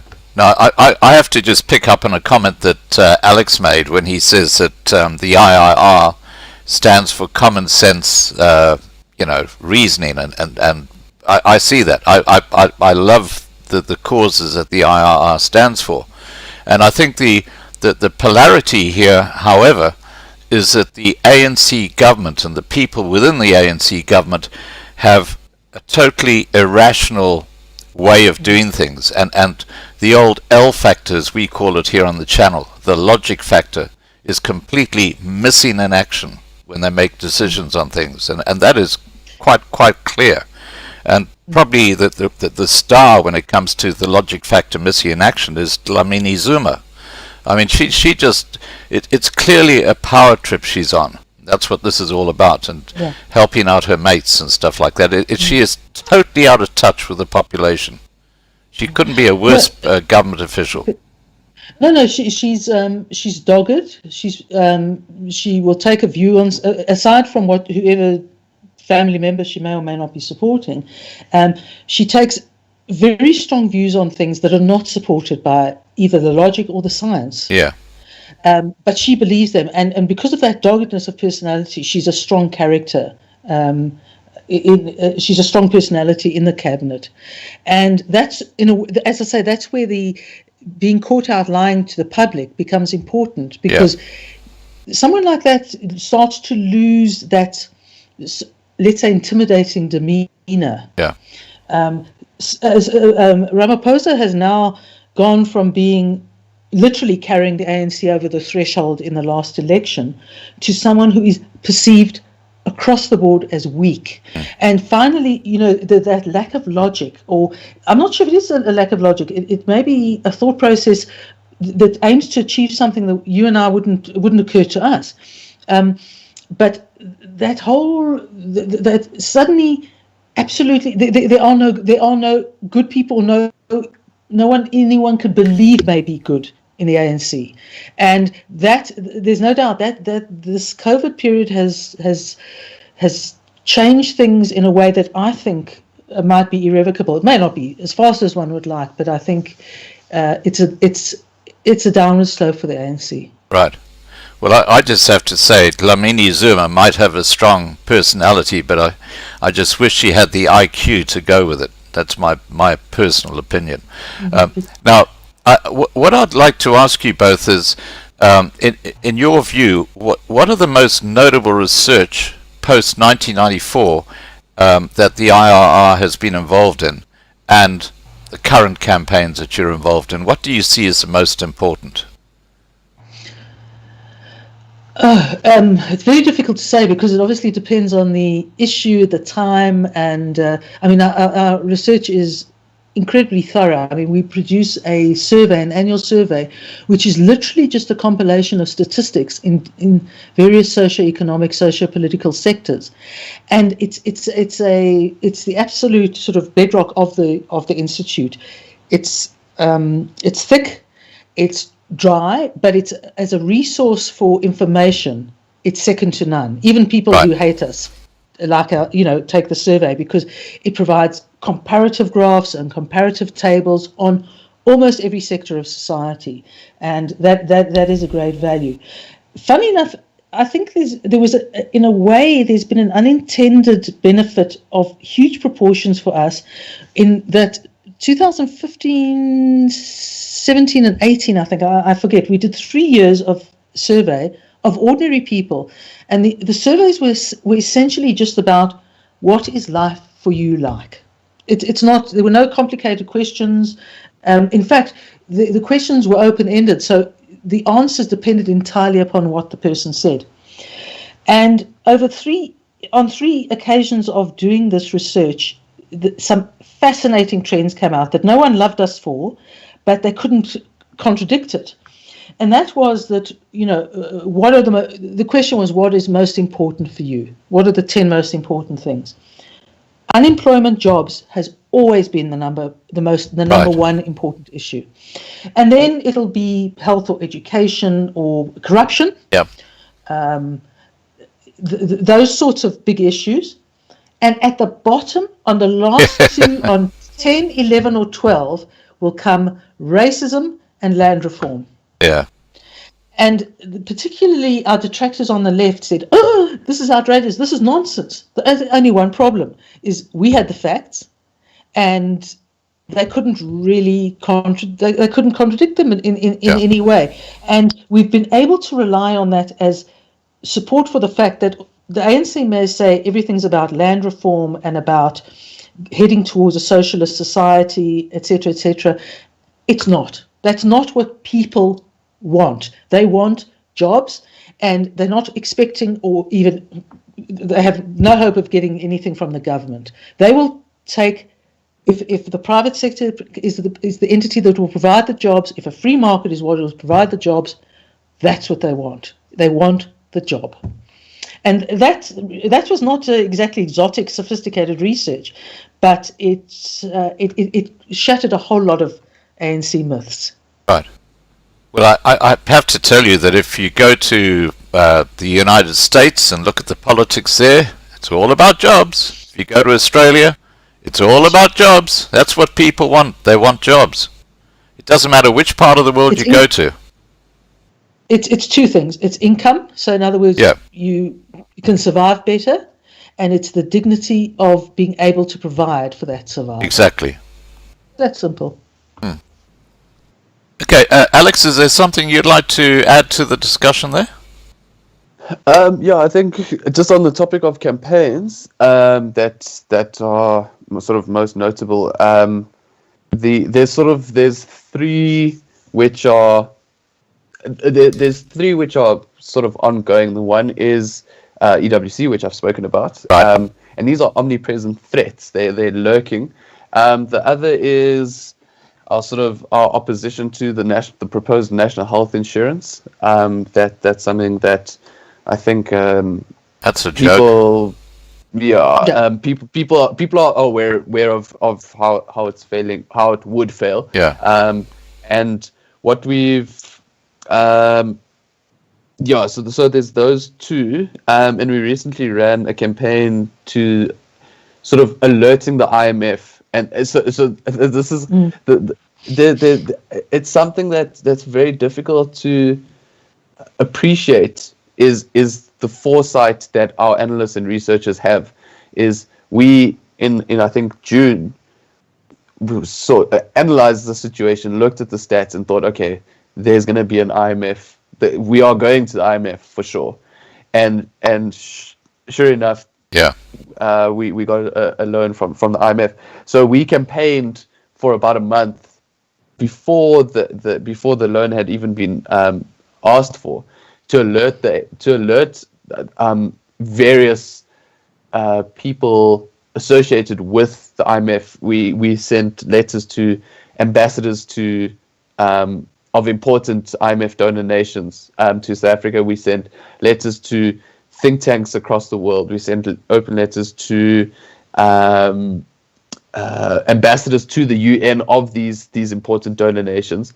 Hundreds and hundreds of letters. And if you look at the wording of the sort of caveat that the IMF gave for the loan that they gave South Africa, pro-growth strategies, looking at the wording is very similar to some of the phrases that we used in a lot of our media and statements and letters to them. So that was quite a big campaign, and I think coming up we are launching a campaign on Tuesday, which people can watch on our YouTube channel.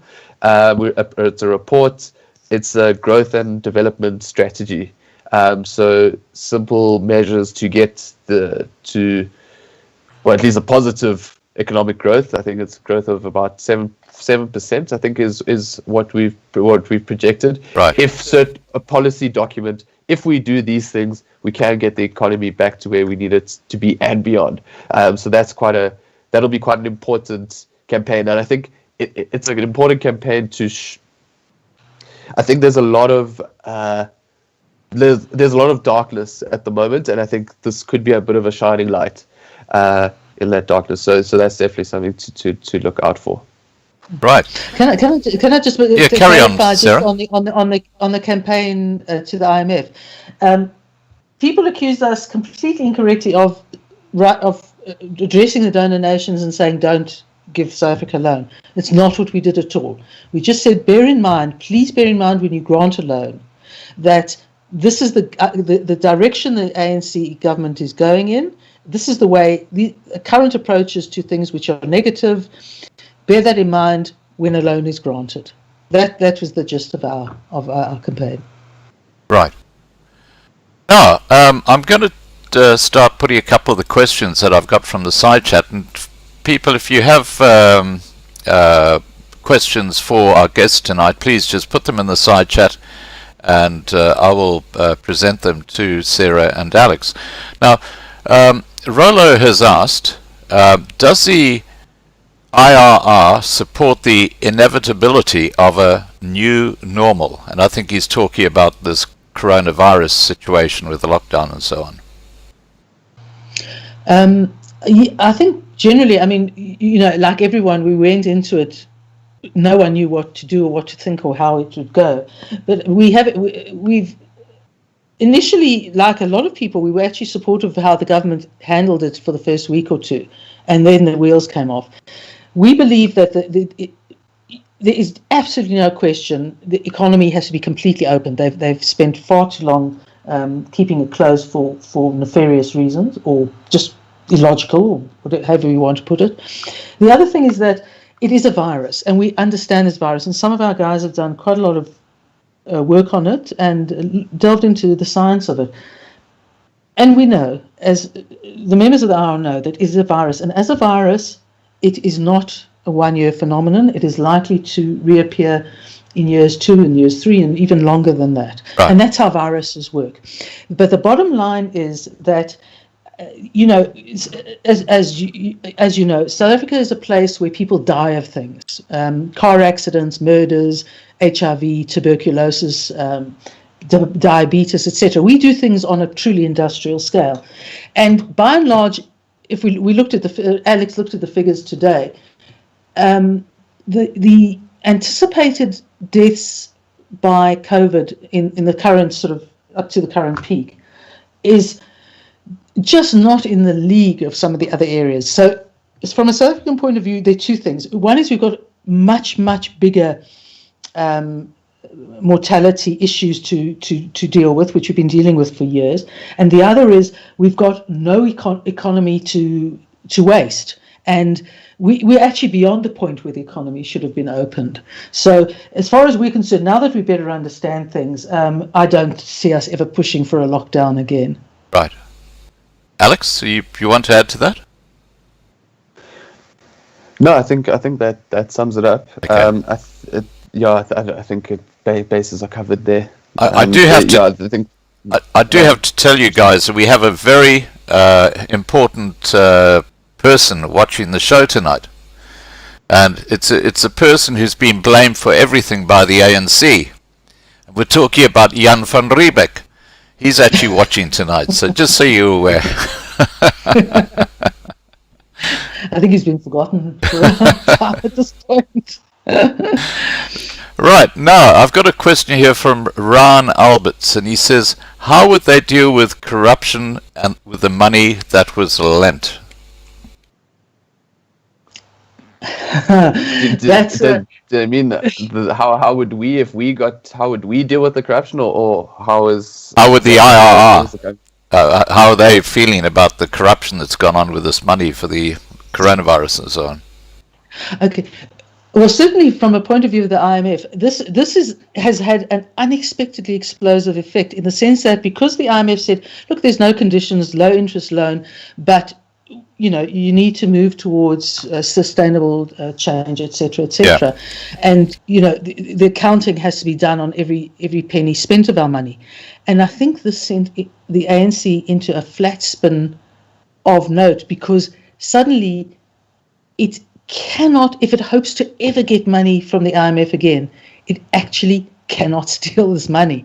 It cannot allow corruption to engulf it. It actually has to handle it properly.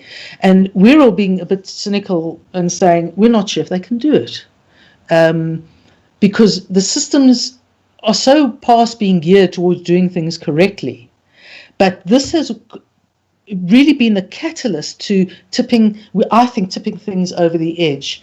It's the combination of the corruption of COVID and the requirement to actually behave properly on the IMF money, and will the government actually be able to do it? And personally, I'm not sure that they would be. Not that necessarily it would be stolen, but one of the problems we have is with the cadre deployment and BEE, we have a huge amount of the public service that is just not competent, not fit for purpose. And it doesn't have to be stolen to be mismanaged. Yeah. Alex, anything you want to add there? Yeah, it's a bit of a bugbear, I think, for South Africans, and I think we've reached our zenith when it comes to tolerating the inaction against corruption. And I think, or at least personally, we will see commissions created, we will see task teams, we will see probes launched, we will see a whole array of things. A lot of hearsay, a lot of speak about fighting corruption. The interesting thing, as Sara says, is with the strings attached. Not so much the strings attached, but I think with the sort of more attention being paid due to the IMF's input, will be interesting to see if it does cajole the ANC to do something about it. I think what you might see is a lot of sort of low-level people being, or cadres, let's call them that, ANC cadres, being thrown under the bus. Yeah. And it might. I think there was an instance recently where, ironically, Ace Magashule told I can't remember the exact details, but he told a more junior ANC, I think it was a councillor or something, he advised that he step down, that he resign for his misdemeanors. So we might see something like that. But I think the thing is, with the relation to the COVID corruption, there's been so much that, and we probably don't even know the half of it. No, we don't. That there's probably a few. I mean, you're working on scales here, like how many millions has gone missing, and you might find with the slightly lower, sort of the lower hanging fruit might be dealt with, the sort of the single digit millions. Yeah. But I don't think we'll see anything to anyone with any serious skin in the game. But we'll take what we can get. Yeah. I think it's just to add to how the IMF amount is dealt with. I think it will definitely be under the control of Treasury. They wouldn't dare allow it to go to any other ministry. It's the only competent, capable, efficient ministry, and there's way too much hanging on it to allow it to go to the Department of Health or local government or whatever it may be. Right. Now, I just have to add to what Alex said there when he talks about low-hanging fruit. I can tell you two brothers who certainly won't be in that casket of people who will be having to face some music, and that is Magashula's two sons. it's interesting that the money they got, no one really knows why they were paid that money. But one of the sons went out a week later and bought a BMW for 2 million rand, which is about the amount of money he got from the tender. Quite extraordinary. Now, no, but in a way, sorry, just to say that the advantage of that coming to light is that there was an article either today or yesterday about the fact that however powerful Ace Magashule is, he is not Jacob Zuma. He doesn't control the levers of the judicial system. So having sons who just went out and bought luxury BMWs for obscene amounts of money,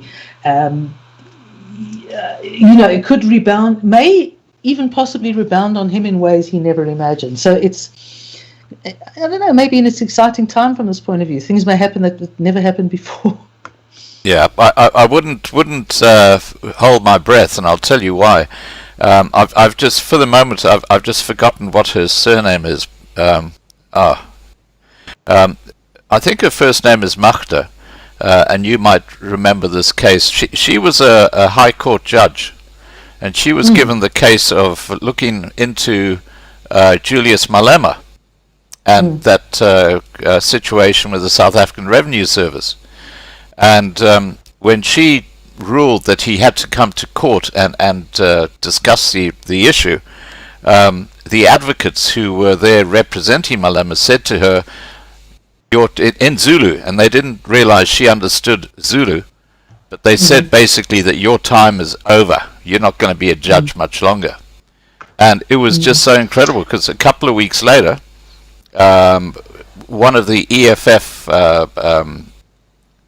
ladies who's married to one of the EFF top hierarchy suggested that this judge had said something that was racist on Facebook, and she had to step down.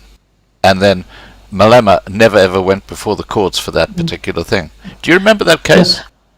I certainly remember the case where she was accused of the racism. That I do remember, and it was posted on social media. And I don't know personally. I know the woman who did it, who is a nasty piece of work. But in a funny way, I think that happened.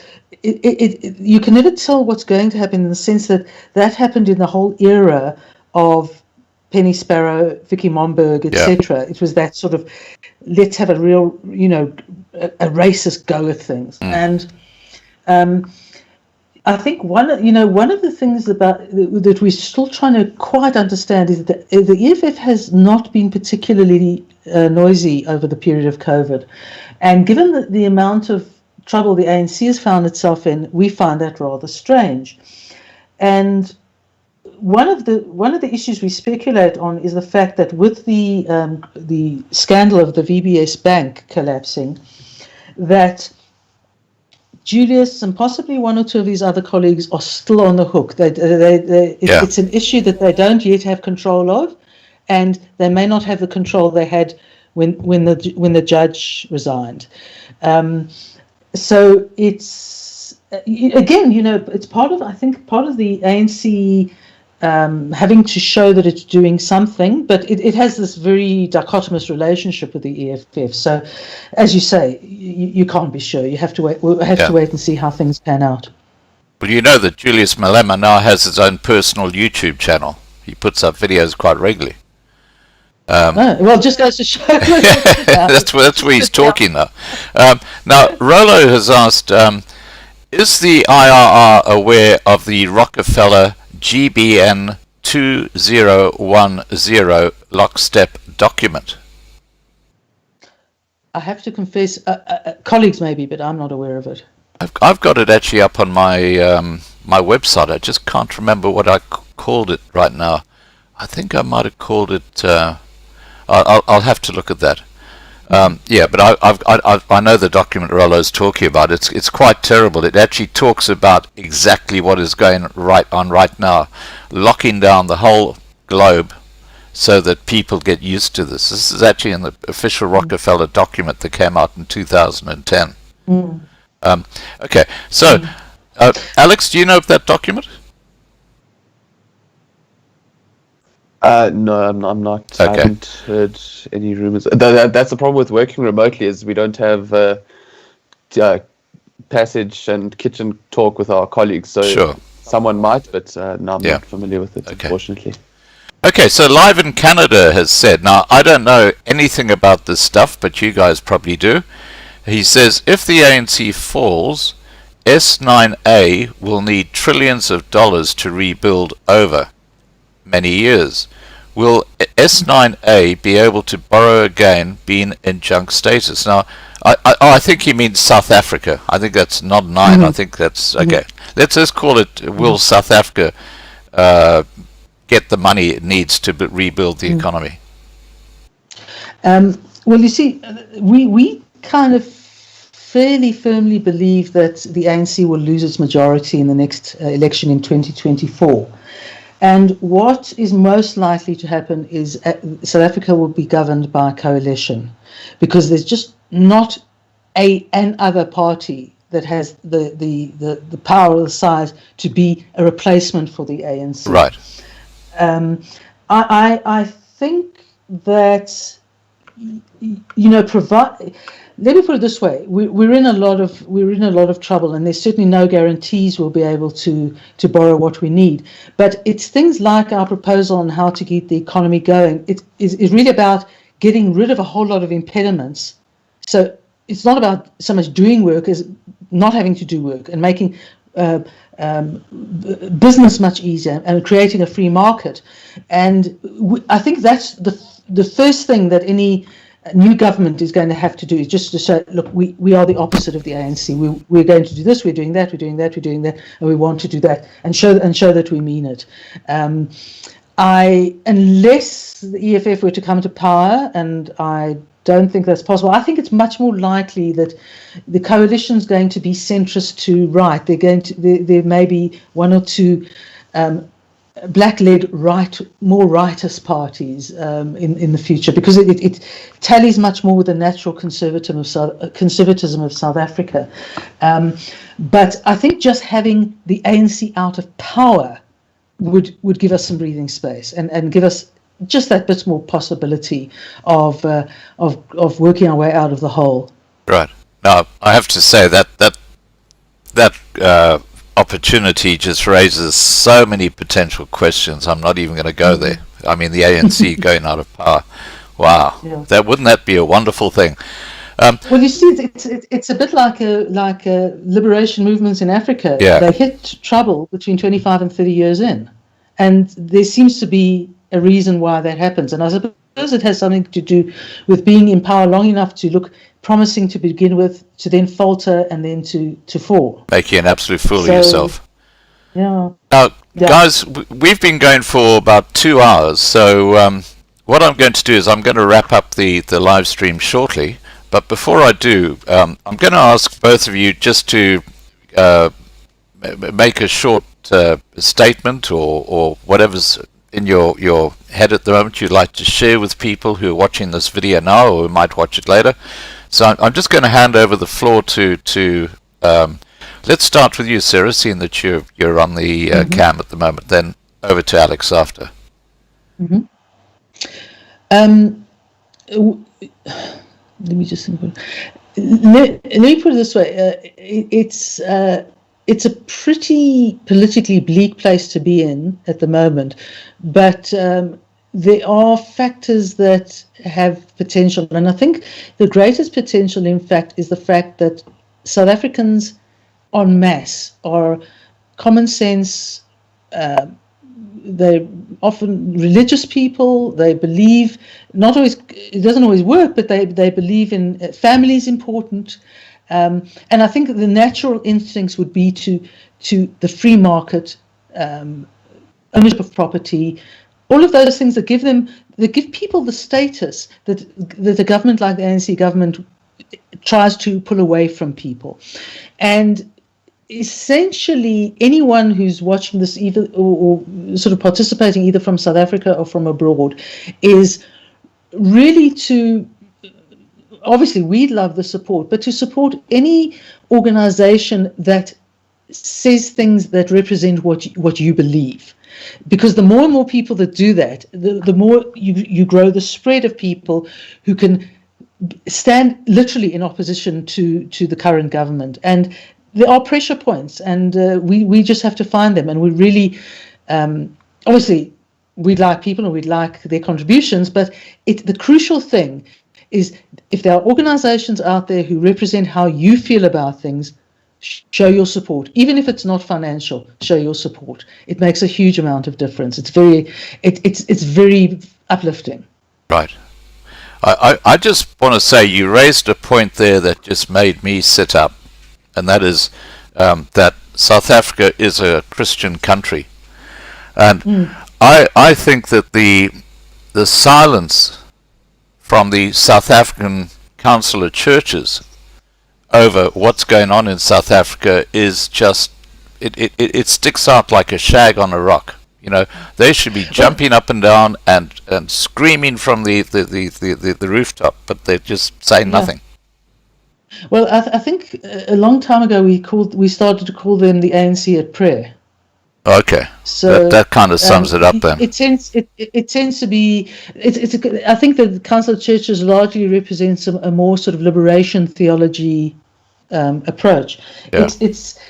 It's the vast number, and something like the Zion Christian Church, which has 2 million followers, very much more representative of average, ordinary South Africans. Conservative, concerned about family, wanting their children to have educations, wanting jobs, all of those good, straightforward things that I think most of us want. Right. Well, it's in this time of protest that these organizations, these Christian organizations, should be standing up and making a heck of a noise. I do agree.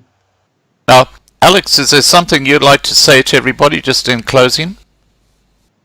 Yeah, I think the first little bit is just that our research shows, I think, that our research shows that 88% of South Africans agree that in order for South Africa to progress each and to fulfill the opportunities that are available, all the races need each other. 88% of respondents said that, and I think that's something important. There is hope, and there's a lot of I think people. What I would encourage is to maintain.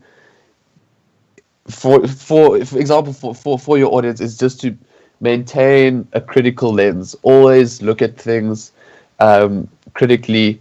Find the voices that you trust, but look beyond what the sort of clickbaity headlines, I think, is one way of terming it. Our research finds that there are reasons for hope. That's why we call our report. That is the title of the report.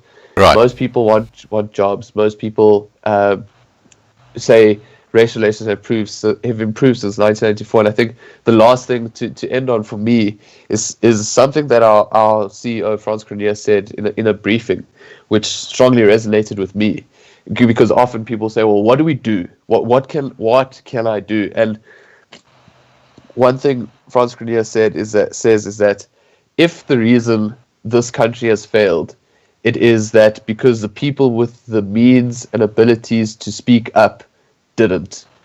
And so if you have something that you disagree with, find the avenues, never be afraid to voice your opinion. Find the channels that you believe in and speak out against any sort of misgivings you may have. But that is is an organization that puts the individual, the family and the individual front and center. You have the ability to shape your future. And I think people must never forget that. And I think, that's just something, there is reasons for hope, and you are your best tool. Right. All right. Well, look, I just want to say thank you so much, Sara and Alex, for joining me tonight. Let me just change this to grid view. There we are. Now I've got you both on. Thank you so much for joining me tonight on the live stream. I've certainly learned a lot more about what the IRR stands for, and I think that's the whole purpose of having this discussion, and finding out what your views are on various issues. Clearly the censorship issue is one we're going to have to watch going forward, see what happens there. I just want to thank the moderators and the side chat for controlling a very active side chat there. Yeah, I've been keeping an eye on you guys. And I see Monkey Pushing Wood is back. Now, Monkey Pushing Wood is a username that he uses, and he comes out with some hysterical little comments from time to time. Good to see you back here, Monkey. And we got a proud Neanderthal here, and anyway. Guys, thank you so much for joining us for this live stream. As I said, moderators, thanks for the great work you guys do. I'm going to shut down the live stream now, and what I would like to just do in closing is once again thank our guests for their time and for their input. And please, if there's something that you want to get out there, just contact Marlena, and we'll have you back on another live stream. Would love to do that. Thanks. Awesome. Yeah, thanks so much, Scott. Okay then. All right, guys, please take care, and I'm shutting down the live stream.